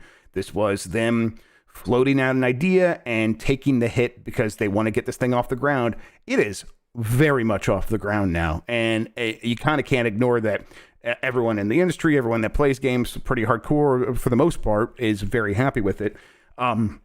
So I'd get one of these now, enjoy it, enjoy your time with it now before the next one comes out and you look at that price, you go, oh, actually, I don't know if this makes sense for me anymore. Because a lot of people will still say yes, and it will prove that number going up $100, $200, $250 possibly will be completely, the people will accept that because they just like the idea so much. And the form factor will be significantly slimmed down, I would expect.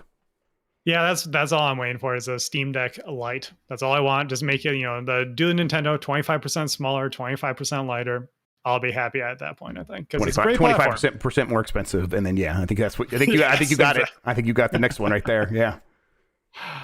Hey, Jeff, this is Gerber. Hey, Jeff, Bubsy is my thing now, Grubb. And presumably less pursuit. I've read the word before. You know what? Yeah, let me see here. I'm usually the English guy, and this one's not me. Pursuit. Harry. Right. Okay. Yeah.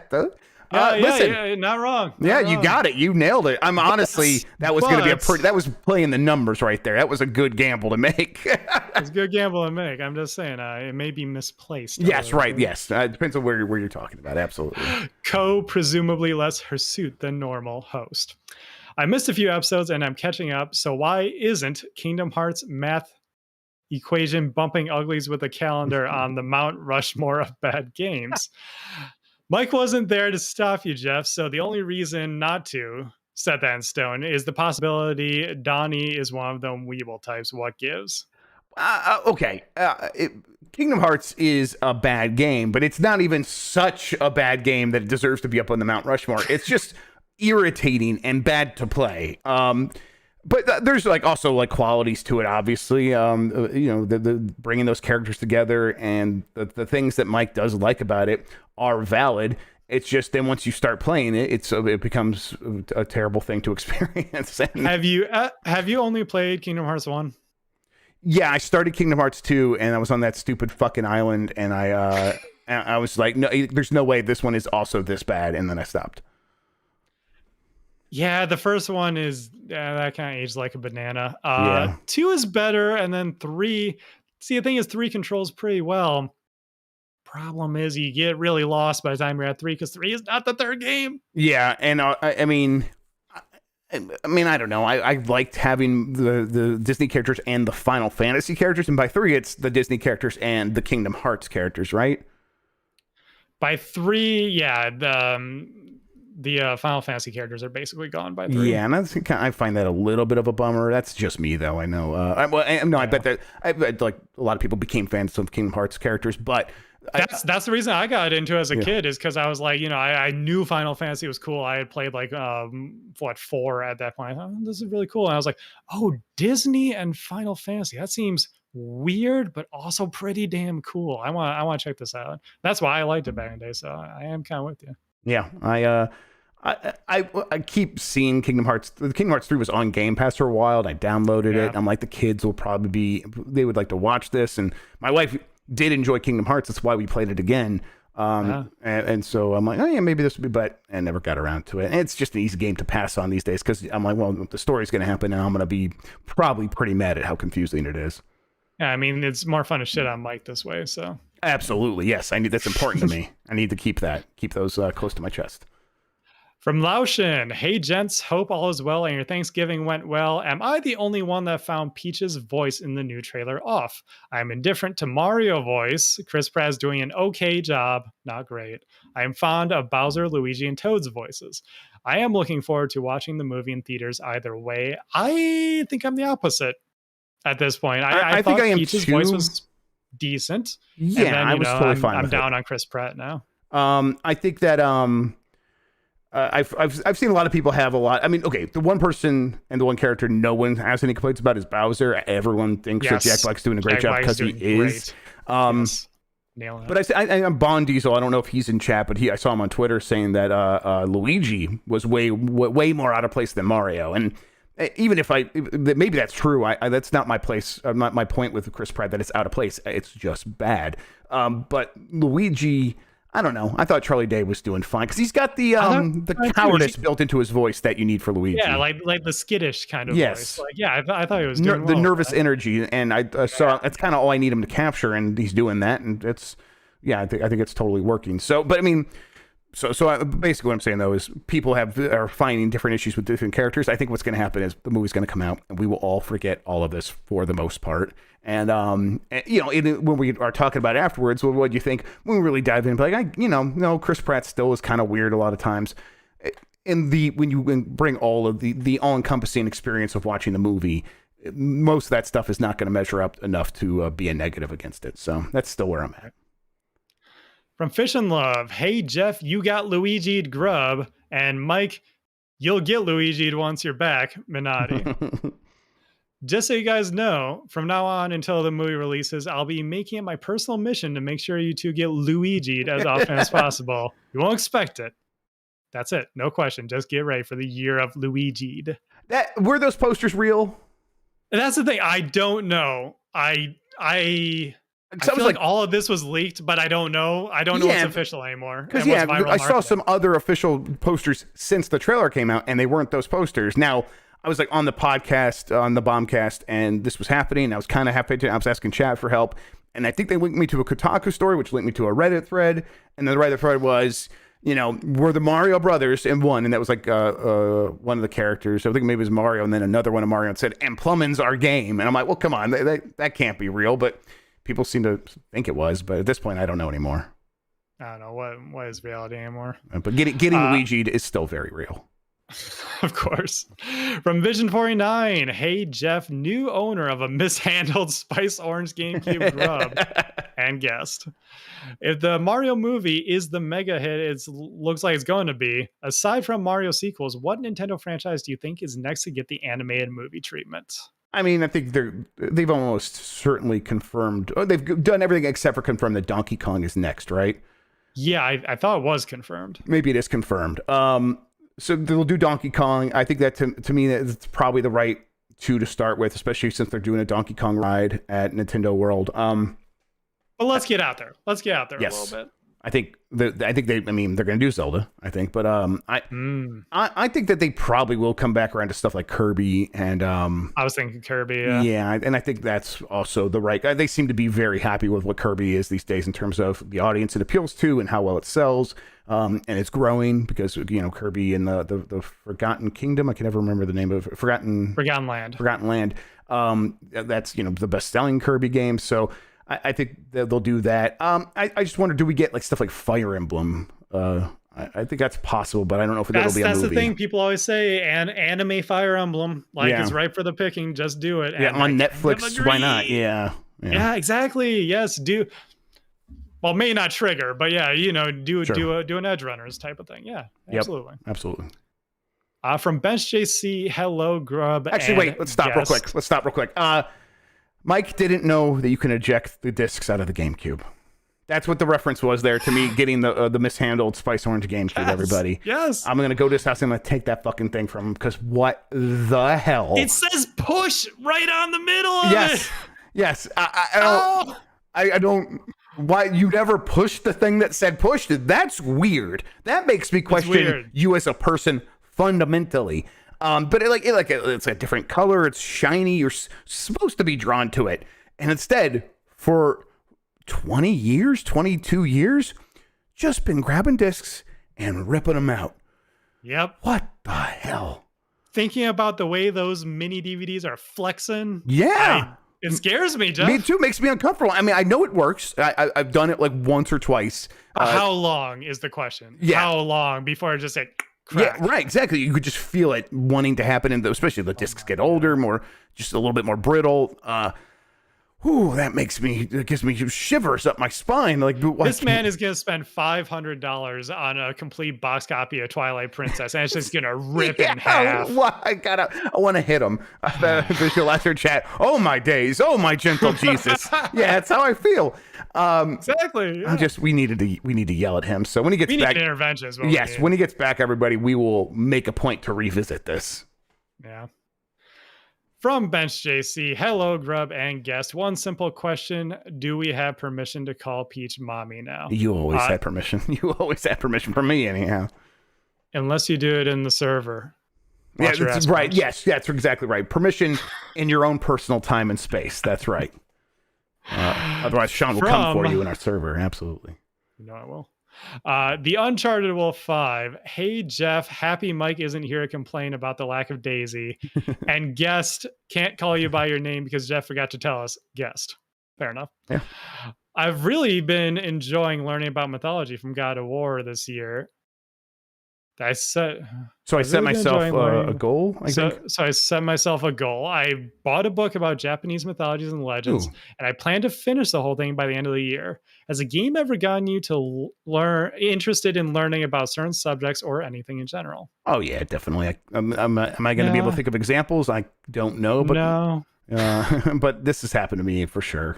This happens to me all the time with everything. Basically, though, I get curious, and and this probably does go back to the ADHD thing where it's it tingles the dopamine receptor. So I'm like, oh well, I'll just go down that Wikipedia hole. Right. Yeah, that's. I did that all the time back in the day. Early internet, Jeff. I was printing out Wikipedia articles at my local library after school just because I needed to know all that dank lore about Sonic the Hedgehog and all of his wonderful friends. Man, just a waste of bandwidth and paper, killing trees for that shit. I think after playing Eco, now that's the ECO. Let's to clarify. As an ecology, yes. Yes, as an ecology and economics. I was causing economic collapses in our game and messing around with markets, and that's stuff I was generally interested in before. But after doing that, I'm like, I actually should like go read the history of John Maynard Keynes and stuff like that. So I kind of read a few books about him after that, and actually still do when some new ones come out. So yeah, this has definitely happened to me before. And our last one here from Lenny, Cool Dick Denver, Mike's favorite name. Hey, Jeff, eat shit, Ohio State, Grubb. Yes. And Turbo, what is sports? Shawn, listen, I live in Green Bay. I have every right to be sick of football and any other sports. There were rumors / speculation that Microsoft might be holding back on games for the whole Game Awards thing because of the Activision situation. Does this seem like a thing that Microsoft, or Sony for that matter, would hold back announcements at the Game Awards for? Yeah, I don't know. This one always feels a bit weird and far-fetched, but the way these companies are acting with this stuff, I guess we shouldn't discount the possibility. That's kind of where I'm at right now, and I think it's difficult to not release a game, to push a game back because of that. Not that difficult to just not talk about games in certain capacity because you're trying to make yourself look more timid than what you actually are. And both these, I mean, looking at the way they talk about themselves in the legal filings, that has been their modus operandi throughout this entire procedure, is trying to make themselves look like garbage and the other side look like this big, unbeatable behemoth. And so wouldn't that play into it? It's funny, Xbox being like, man, like, you think we're good? No, dude, we suck. We need Call of Duty. You seen our Metacritics? Yeah, we've never made a good game. We don't even know what a good game looks like. I got to talk to Bobby and have him tell me what it looks like. Yeah, it's and then so Sony basically kind of doing similar stuff. But I guess that stuff could filter out into the real marketing campaigns in some way, and it could look like this. It did feel like that one week where people were saying, oh, there was going to be a PlayStation showcase, and then there wasn't, and there were a lot of announcements that week. I guess I could see it, but I don't know. It's still a lot of speculation and unconfirmed rumors. We'll see. That does it for the Discord questions. Reminder, if you want your question answered and you haven't sent it in via the Discord, you can send a super chat on YouTube, and we will get to that after this segment. Jeff, are you ready for this one? Yeah, let's do it. All right. This week, we are continuing the favorite box art saga with Wii U. We're on this week. And I am going to drop a couple things into the channel here. You got it pulled up there, Jeff? I am looking at it now. You're talking about the thread, right? Because I can bring up the thread right now. Yeah. All right, let me get that. I'm going to drop 2 more into it. Okay. Let me zoom down to there. Oh, man, that's a good one by Now Yuzu's my best friend. We'll get to that in a second. Okay, yeah, that's a good looking one. Let me move it up here a little bit and pull it down. And then fade. So this is not mine. I told Mike to check his Twitter DMs because I needed his Wii U box art pick. Oh, right. We were supposed to ask him that. I forgot to too. So, yeah, I never asked him. I mean, I did too. I mean, I'm the host. What do I need Mike for? Yeah, exactly. And I got back verbatim, fuck it, Star Fox Zero. So here it is, Star Fox Zero's box art. And I got to say, it's pretty good. It's pretty good. They're kind of doing almost what the puppets look like. Not the puppets, but they are definitely like calling to mind the puppets, and I love that. Right. That's very good. And that was sort of the look of Star Fox Zero in general. Not that a lot of people would know because no one played Star Fox Zero. I know. No one bought that. Yeah. But now that we have Mikey's pick out of the way, you know what, Jeff? Let's do yours first. What is your favorite Wii U box art? Yeah, I'm trying to get it right now. Let's see if I can find it. Let me go. You know, I just saw this one and I like this one a lot, so I'm gonna go with this right now. Bring it up. Okay. There you go. Game and Wario, a game that I didn't enjoy a ton. But I do love the way that anytime you're just gonna put Wario on a cover and also just make him big and weird, I'm a big fan of that. And it's just him holding a sign that says Game and Wario and then his giant face behind that, and that's pretty good to me. It's very effective. Mm-hmm. All right, and now I'm going to drop mine in here. My favorite Wii U box art is for Tokyo Mirage Sessions, Sharp FE, which is the full title of that game. Of course it is, yes. Shouts to Jeopardy. I do not like this game, Jeff. I don't like it one bit. What's the issue with it? What's the big problem? Well, for me, okay. Well, for a lot of people, what it was is that we were promised Shin Megami Tensei Cross Fire Emblem, Right. or SMT Cross Fire Emblem. It's more Persona Cross Fire Emblem, and even then, tenuous at best. For me, it's just like I'm not into the whole idol culture thing that this game is all about. Just never clicked with me. But goddamn, is that some pretty artwork right there on that box? Yeah, it's really nice looking, and the font treatment on the logo is also very cool. With I don't know what that style is called for where it says Tokyo Mirage Sessions, but then like the musical element of the sharp and the FE, it's just it's very good. Very pretty, and it's Toy 8, I believe, is a Japanese freelance artist who did this, and is for the audio listener, this is just some beautiful watercolor. I believe it's watercolor painting artwork or pencils. And it's got all the characters positioned around. I will try to put these images in the description, although Spreaker doesn't allow me to just actually add images. Which I saw that the whole thing for last time. Yeah, that just wild. All right, but that's our picks. Let's get to the community's picks. We're going to start here with Tank, going with Super Mario Maker. And they say Super Mario Maker's box art shows you exactly what it is, and the construction yellow is really eye-catching. And I agree. I like the simplicity of it. I like the how the retail copy had a slipcover, and then you pull a slipcover off, and it's a little art book that you can see in the upper left-hand corner there and everything. But yeah, it's simple but effective. I like it. Yeah, the hand drawing in with the item and the stylus like holding it up and it kind of being a little off kilter, and then the Mario in his construction outfit and that great Super Mario Maker logo as well, and the striking yellow. Nintendo's really good at just big bold primary colors. The red Nintendo emblem when you load up Nintendo Switch Online, it's just, especially on the OLED, it's just like searing. I love that, and the yellow here is doing a similar thing. Love it. From Benji Glaskey, I want an actual Play-Doh art style game in reference to Kirby and the Rainbow Curse.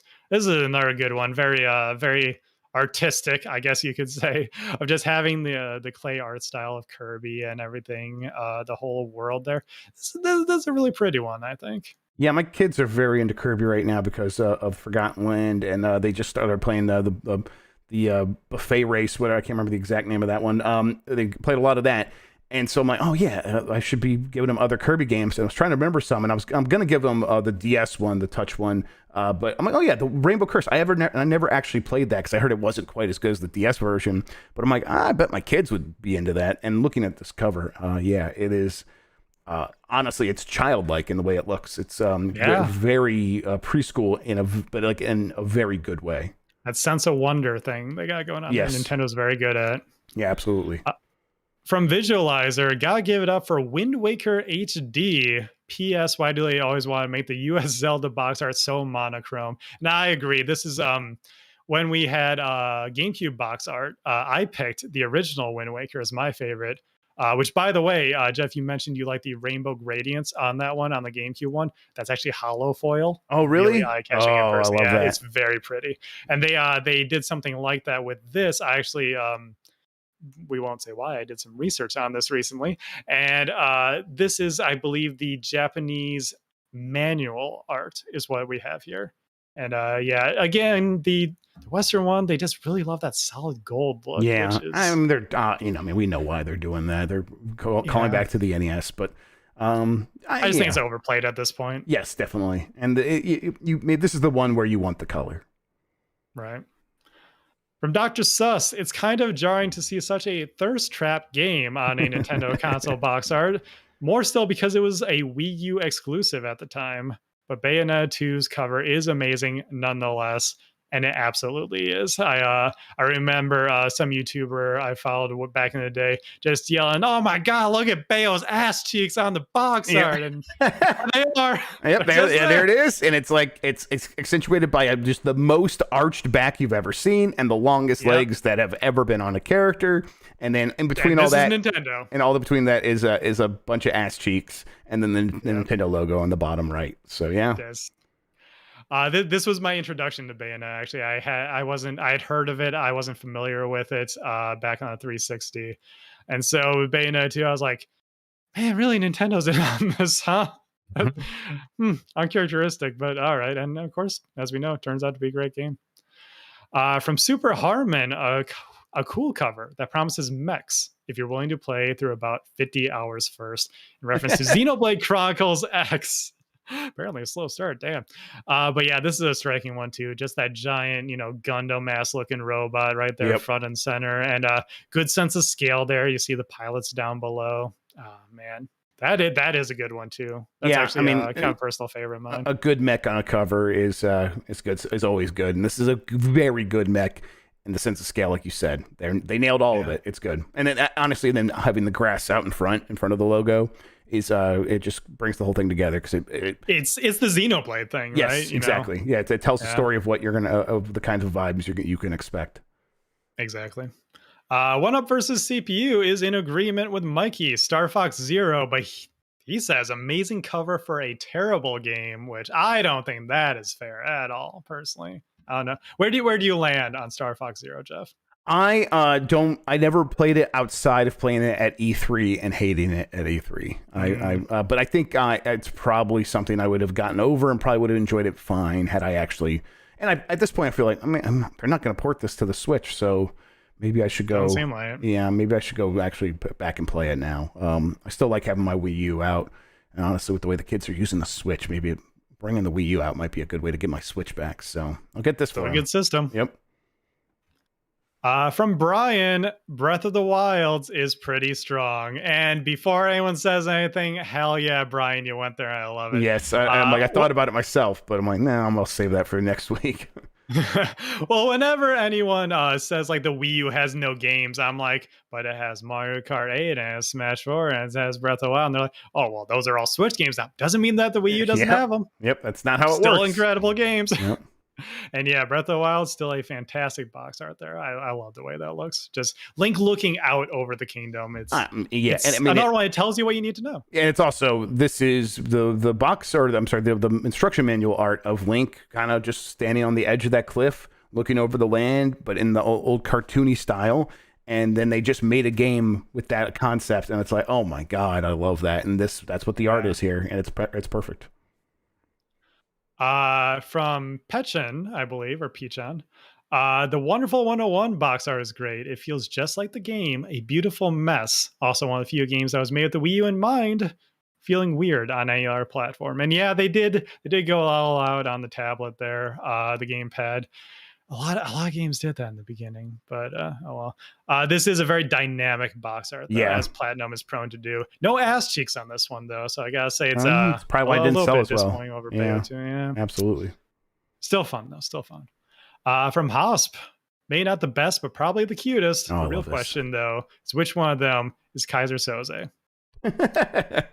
And so, this is Pikmin 3 we're looking at here. Yeah, and they're in the suspect lineup, so that's where the reference is. I love this box art. I love most of what they're doing with Pikmin recently, and I guess it's not recently anymore, but in the last few games, just the realistic backgrounds and the video game Pikmin characters just kind of trying to look as realistic as possible.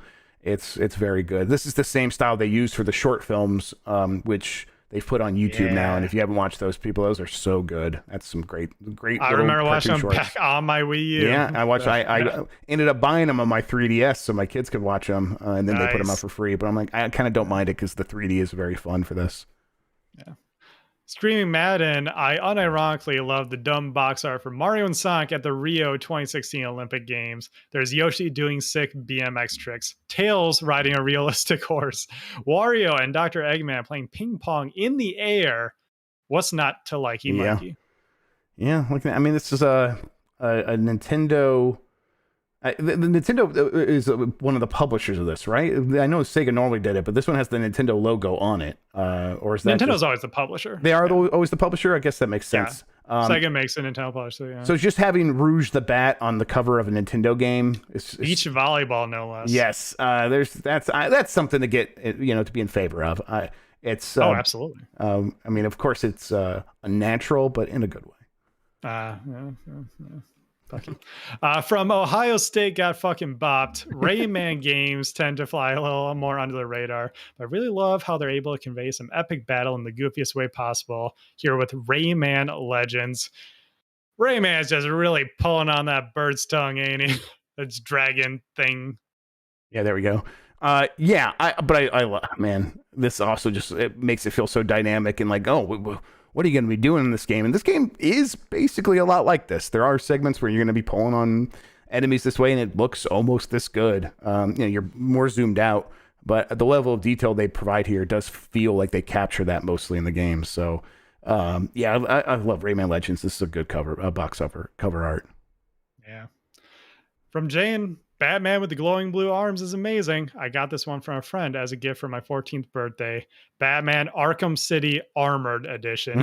Batman with just some electrified fists there. Eh? Yep, all kind of grayed out. Just almost not even grayscale, like a white scale. Yeah, it's striking for sure. It was always a weird game to be on the Wii U the way it was, but it is good box art. It's a lot better than the 10 out of 10 edition. That's for sure. Of course. Yes. God. Yeah. By the way, the chat was keeping me in check, and apparently Sega does usually publish the Mario and Sonic games. So I guess maybe that one was not a TV with Nintendo publishing. Yeah, I thought that was weird, but yeah, I don't know. All right. Bench JC with Smash for Wii U, probably the weakest of Smash box arts, but still solid. And I think this one is great personally. Just them rushing at right at you. Samus, of course, looking badass front and center. So of course I like it. Yeah, it's just yeah, it is kind of the right style for Smash Brothers, and I don't know, all the characters look great here, and the speed lines or whatever they got going, very good stuff. Mr. Bowler, Yoshi's Woolly World has a great art style and equally great box art to go with it. And again, this is like the Kirby one, just like showing off the arts and crafts art style. It's very pretty. Yes, absolutely. I wish I liked these games more, because when you look at this, it's just immediately so attractive. Especially I can't remember the dog's name, Poochie. Poochie, yeah. Yeah, I love Poochie, but the box art's very good. Velocity Prime 1 in here with Mario Kart 8 IMO. The best thing about the Wii U packaging was the soft disc size. That was very good.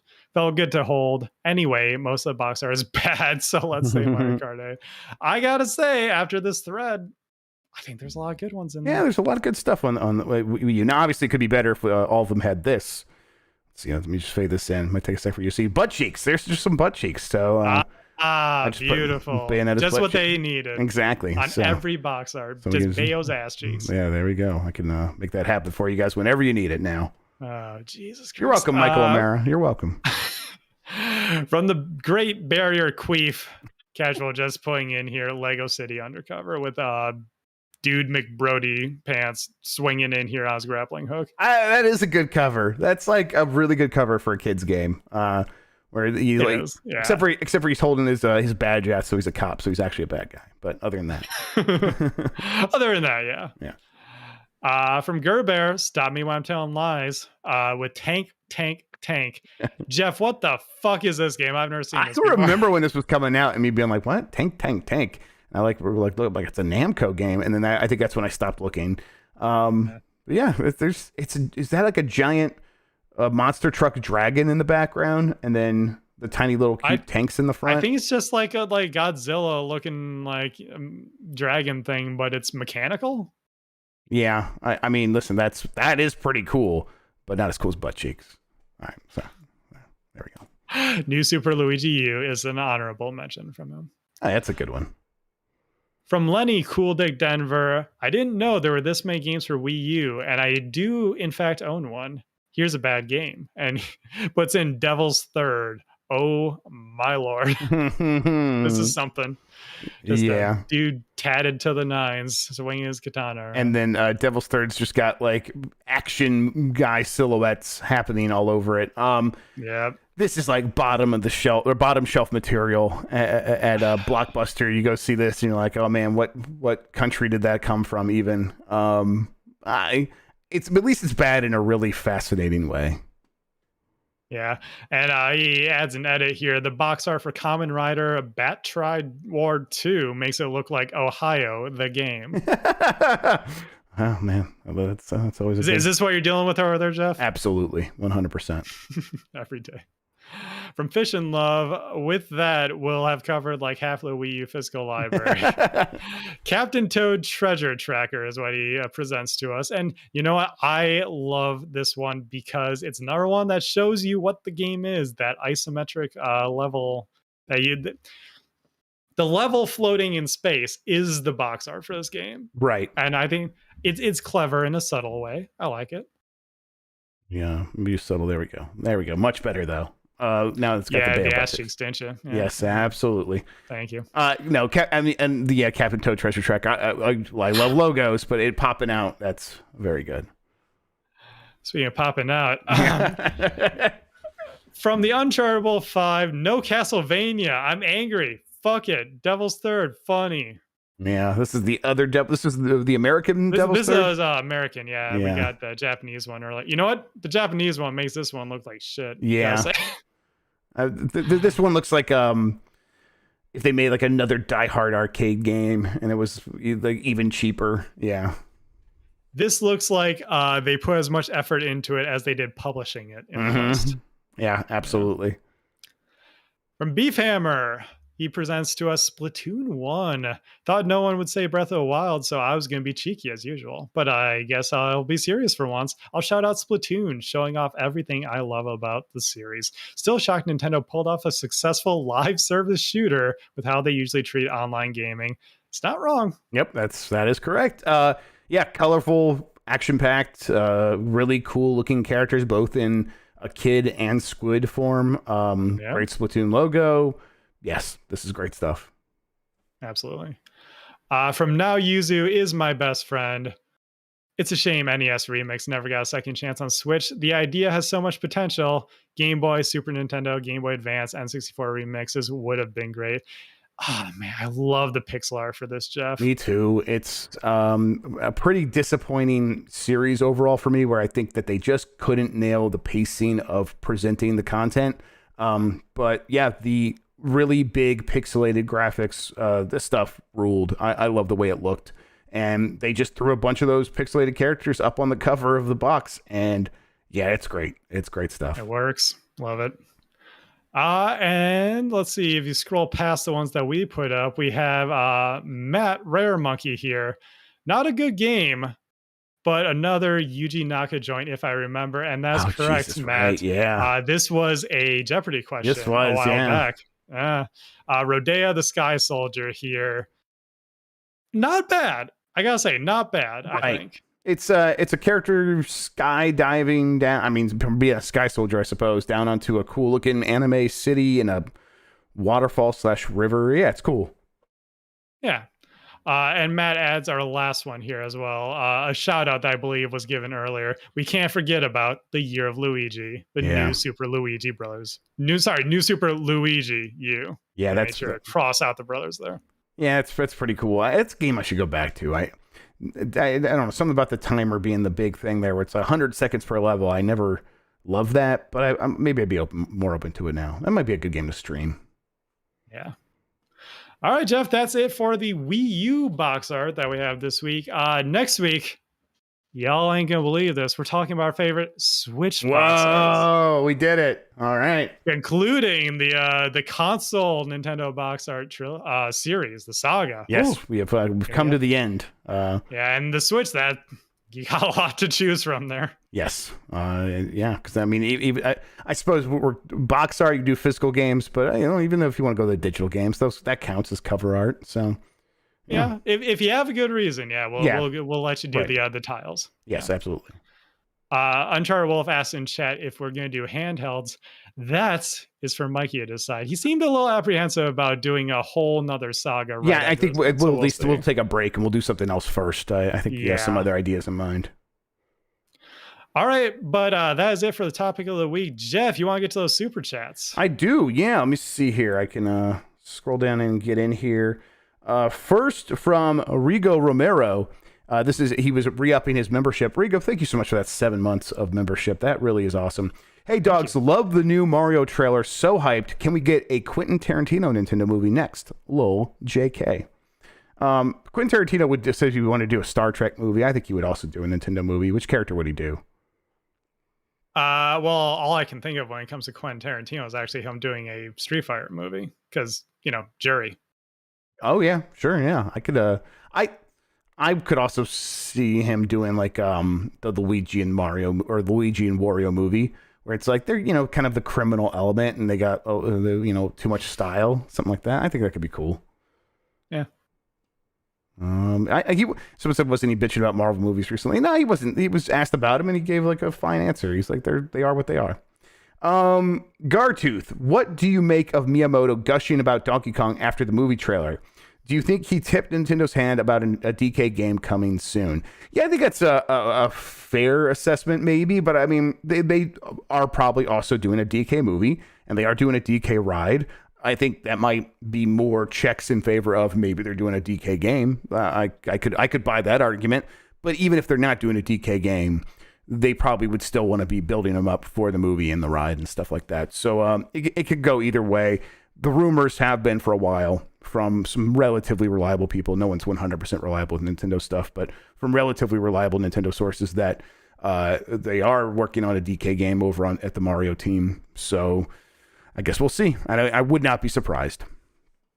Let's see. And then from Nick Turbo, Shawn, let's start a podcast and call it The Last of the Turbos.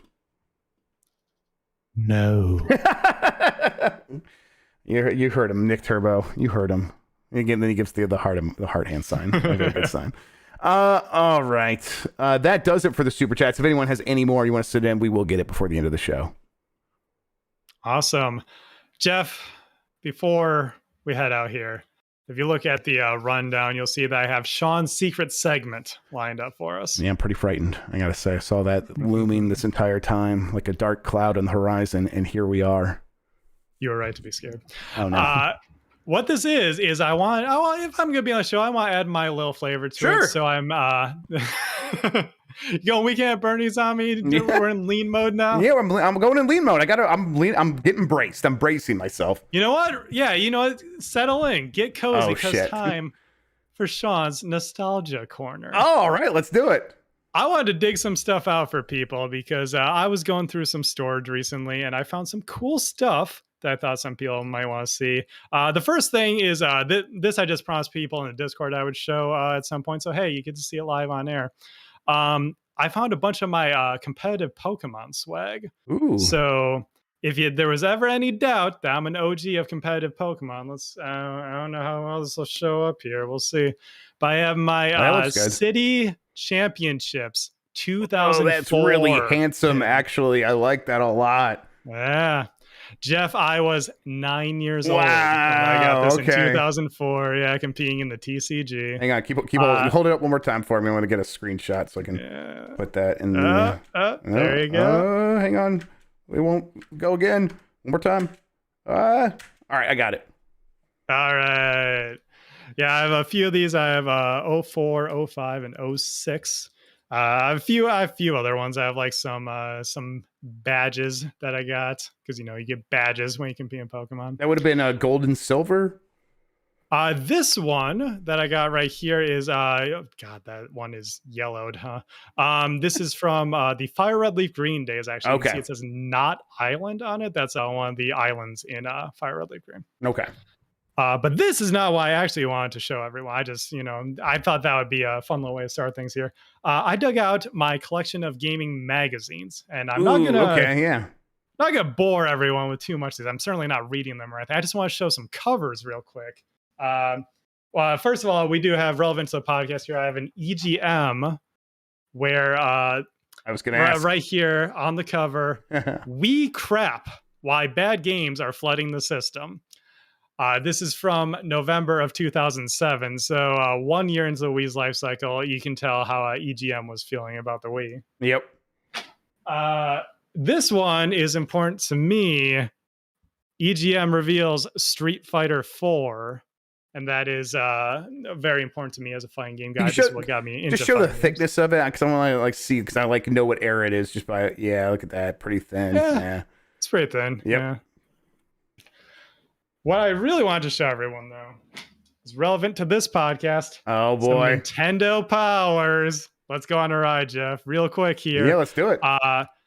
Did you ever have a subscription in the later days of Nintendo Power? No, I even as a young Nintendo fanboy, I was always more curious in what the console agnostic press was saying. So I was always game players and EGM and things like that.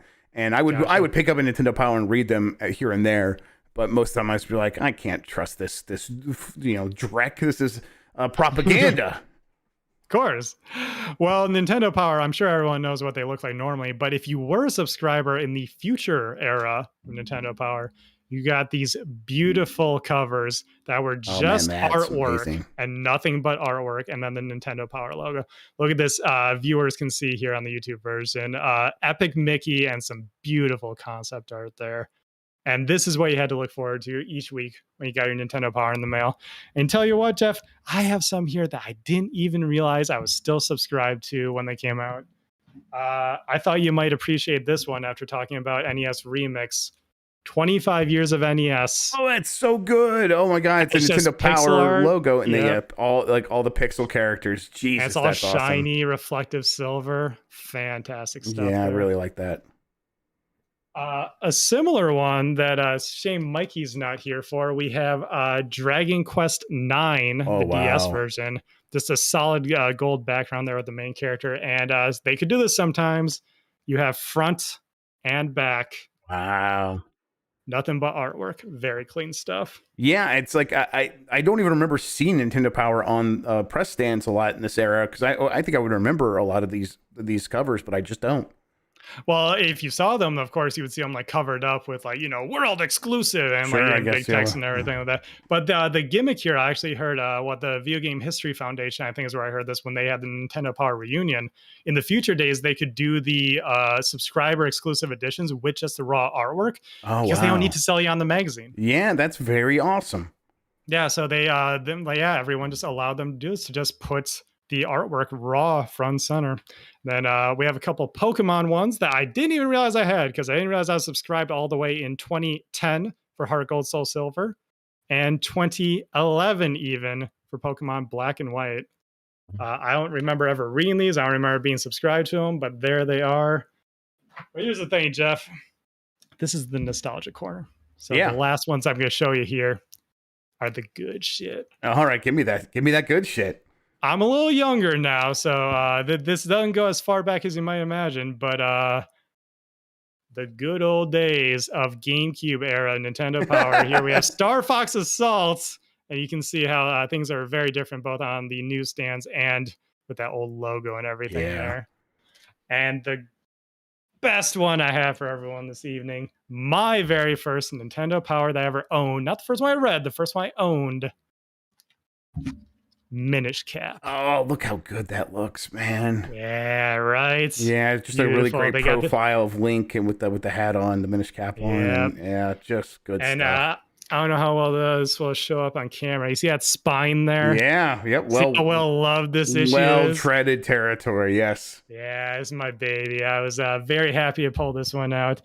First one I owned because for the longest time, my parents didn't want to buy them for me. But once I got really into video games, they realized, $5 for Nintendo Power is a lot cheaper than $50 for a video game, eh?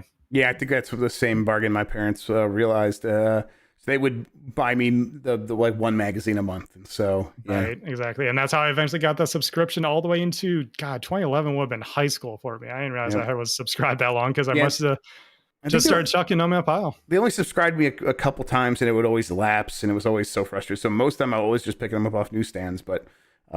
Still, even that was worth it. Did you ever get the final issue? Which final issue of what?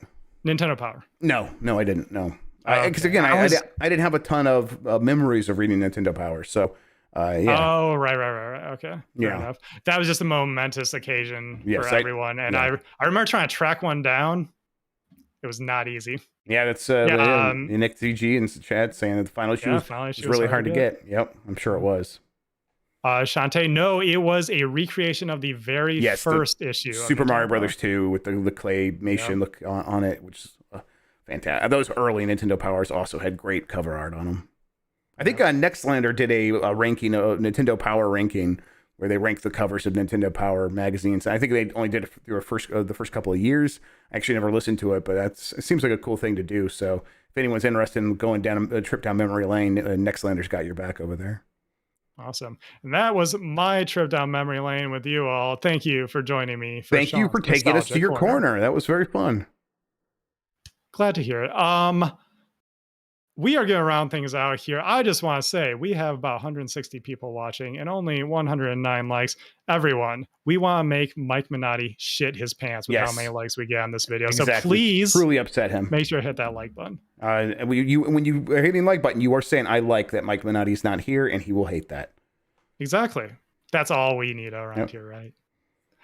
Jeff, you've been playing any Nintendo games? I started a video game on the Nintendo Switch called Soccer Story, which is... What the fuck is that? It is Golf Story, but with soccer. It really just is. It's not made by the Golf Story people. It has no relation to that game, but it is that game with soccer.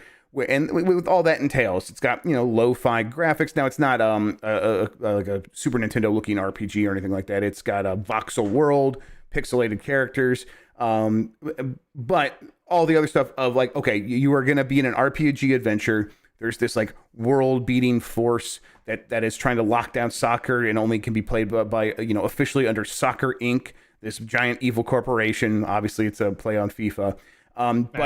But you find a magic soccer ball and you're going to go up against this giant force. And then every sort of encounter and mini game, it's all just soccer. So you're exploring the world. You see a goal. You can kick the ball into that goal that just like it was formed naturally by like some trees or something. Oh, you unlock something. You get some bonuses there. You need to help someone with something. You're probably going to have to play a little soccer mini game. And then all this builds to a handful of soccer matches where you actually are competing with your team. But that stuff is few and far between. It's mostly these fun little soccer interactions, and it's great. I really am enjoying it. It's capturing the magic that I really got from Golf Story. I'm still waiting for Sports Story, but in the meantime, I am really happy with this. It's really well done. Awesome. Anything else? It's just what my kids keep wanting to play. So a lot more Kirby. I honestly, I guess going back to Kirby Dream Buffet with them was pretty interesting because I didn't think I would play that again all that much because we played on Giant Bomb. We had a good time with it. We played it for a couple hours, and there's just not that much there. It's a little $15 game, but kind of going back with my kids, I'm like, oh, this is a pretty fun time, and they were really enjoying it. Although after their session tonight, even Emmy was like, why is it the same level over and over? I'm like, well, Emmy, it's only $15 and Nintendo doesn't care about you. That's why. So, yeah, but I mean, it's just interesting to see them interacting with Mario and Kirby and trying to find games that they like. They're asking for more Kirby games. I'm like, okay, yeah, we can. There's a ton more. I don't know how you're going to respond to some of the 2D ones, but we can try it. It's right here on Nintendo Switch Online. But they want me to play with them as much as possible, and I'm still really enjoying myself doing that. So these games kind of are getting a new lease on life in my house for me because of them, and that's been pretty fascinating to experience. Now, a little birdie told me you may have started something, a little indie game called Bayonetta 3. Yeah, I did start it, but that's a very long cutscene at the beginning, and I lost my momentum almost immediately. Yeah, I had so much else going on. I wanted to I wanted to check on a few other things, so I'm still at the very beginning of that. I did get to a point where you could start playing, but honestly, what happens is I get like. I get like a half an hour to play my Switch, and then all of a sudden my kid shows up in front of my Switch, like, hey, can I have that and play? I'm like, okay, well, I got to do something else. So go ahead, and they take it and they stop what I'm playing. They play their own thing, and it's, oh, damn it. And I hope it's saved and all that stuff. So I got to figure out some new system, which I think getting the Wii U out might be a key answer there, because they could play a lot of games on there that would be totally good to go. So we'll see. I was going to say a new system was a Switch Lite, but... Yeah, I mean, so that's the problem is there's two of them, right? I got two kids, so tonight I did get the Switch Lite out, and so I got them set up where, okay, so on the Switch Lite, not the home console, so that one of them could play on my account on there, and the other one could play on the big Switch, which is the home console, so they could play on another account, and they could play the same game at the same time, or two different games at the same time, and that's fine, but then I don't have a Switch at that point. I'm completely left out, so... just overrun at this point, basically. Yeah, and it's like, they both are. Here's what I was expecting to happen. Emmy was into games and getting more into games, And then Addie kind of just is having this burst, this flourish of she is just so gaming literate immediately. And I was kind of expecting maybe Emmy to like kind of get pushed off of that a little bit. Because it's like, I'm an older sister. Oh, this little kid's coming and kind of getting on my turf. So I'll react by being like, oh, I don't even care about games. But that hasn't happened. Emmy's just as much wanting to keep playing games while also doing all her other hobbies of art and creating things all the time. So it's like, oh, I thought maybe this would kind of change things up and I would get a little bit more chance to get the Switch back. But nope. Honestly, tonight I left them upstairs. Come down here, get ready. And I'm like, your mom's going to come and like finish putting you to bed. And they were both just playing on Switches together in bed. And I'm like, okay, great. This is what it's going to be from now on. So I who knows? They might lose interest. But I got to find some way to be able to keep playing my Switch because there's 3 or 4 games I actively want to be playing for Game of the Year. And I'm running out of time for that real fast. I will be getting back to Bayonetta. That is one of the main ones I want to get back to. I was going to spend time. One of my plans last night was to stream Bayonetta 3 to kind of help encourage me to get through that. But that got derailed because they took the Switch somewhere and I couldn't find it last night. So instead, I made a video about that 8-bit or that little $8 TikTok Game Boy thing I got. So you can watch that on the channel. Masterpiece. I watched that. Yeah, it was fun. I did that instead. I got that finished at like 1:30, and that was a good use of my time instead. But yeah, I mean, I'm still playing some stuff. Soccer Story has been very cool. It's been fun to kind of get into that. It's a little bit more bite sized, so a little bit easier to play in smaller chunks as opposed to Bayonetta, where the start was so demanding on the time. But yeah, I still want to get back to Bayonetta and Sparks of Hope and stuff like that. So yeah, there's a lot. Good games on Switch, y'all. Who would have thought? Yeah, and then not even to mention Pokemon, which I did buy, and it's right there, and I want to spend more time with it. So.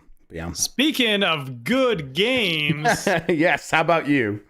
I've been playing so much Pokemon Violet, and it is a game of two worlds. It is a technical disaster. The frame rate is not good. It is very unstable. The resolution is poor. The graphics overall not good. But it has me hooked. It's got its claws into me because it's such a distillation of the Pokemon formula. It streamlines so much in a way that I think Arceus did a lot of steps in the right direction, and I think this actually takes the right lessons from Arceus while still retaining the depth of traditional Pokemon releases that I like. So I'm really taking my time with it. I'm 30 some hours in, and I'm just under halfway through. I have I have 8 of the 18 badges, and I'm lined up for the 9th one. And I'm taking my time. I'm going through, I'm exploring every little thing, and I'm having a blast. It's unfortunate about the visuals and the frame rate and everything, but the core gameplay is still very fun. And like I mentioned earlier, for a competitive play, they've streamlined so many things that I'm super excited about getting into later. So that's what I've been doing. I will say, Jeff, I don't think this is a problem for you. Play that game in handheld mode. Because it is just, it's like Game Freak's games on the Switch have felt right for handheld mode, which is, that's their thing is handheld games. So that makes sense. Like you can see it with Sword and Shield. Sword and Shield has this UI with big round circles for all the like UI elements. Clearly they meant for you to play on handheld. I remember playing it on docked mode, and it's just, the UI was borderline unusable because I have a decent sized TV, not huge, but decent size. I literally had to look from one side of the TV to the other to like find things. Okay, yeah. This game, it seems to have that thing where it's like, well, kids are playing our games, so make it decent on the Switch Lite and everyone else get fucked. It's kind of what it feels like. So okay, I'm still having fun. Not a problem for me, like you said. That's how I prefer to play my games. I was gonna play, I was considering maybe streaming this one as well, and I would end up playing on a pretty big monitor here in front of me. And maybe to start with, that could be fun. But once you get to the open world section, if you do continue with it, it's going to be like a Breath of the Wild thing where it's like, well, I could do that little thing over there, and then that's your like 15 minutes to half an hour. Yeah, I'm just curious to spend more time with this game myself. I wish I had more time. That would help, obviously, but I don't know. I'm in the mood.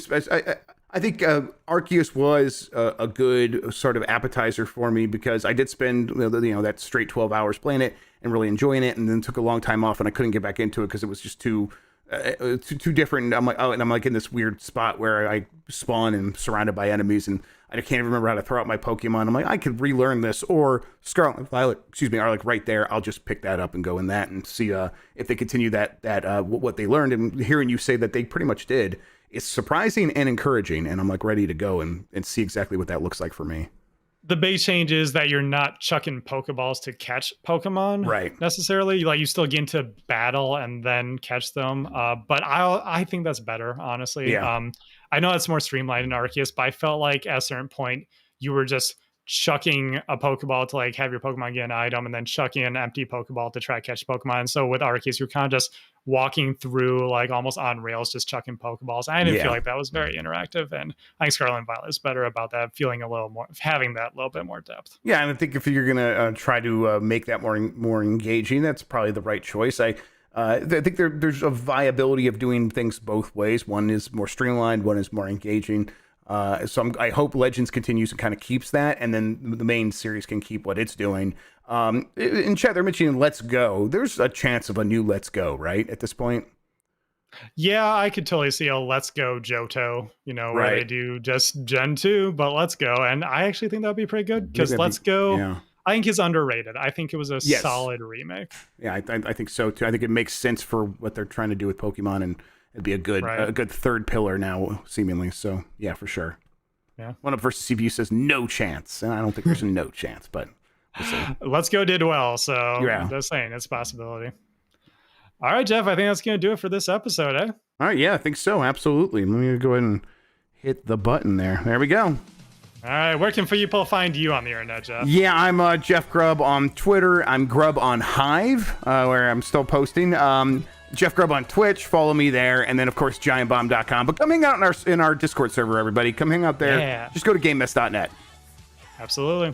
If you want to find me on the internet, I'm on Twitter. I think I'm obligated to say as long as it lasts. At TurboShawn_. Pretty soon, I think twitch.tv/TurboShawn. Ooh, okay. I'd love to hear it. I'm part of a Gen 9 competitive league. I want to stream that. And then Pokemon TCG, like I showed earlier, I'm big into that. If you want to see me playing weekly tournaments, are you playing the beta? Streaming that as well. For live? Yeah, for the new version of whatever they're doing. Yeah, okay. Because it's still buggy. Oh, of course. Jeopardy on Friday for supporters. Imran Khan, Blessing Adeoye Jr. It's 4:30 p.m. Pacific time, everybody. Right on time, we're starting. Yeah, bye, everybody.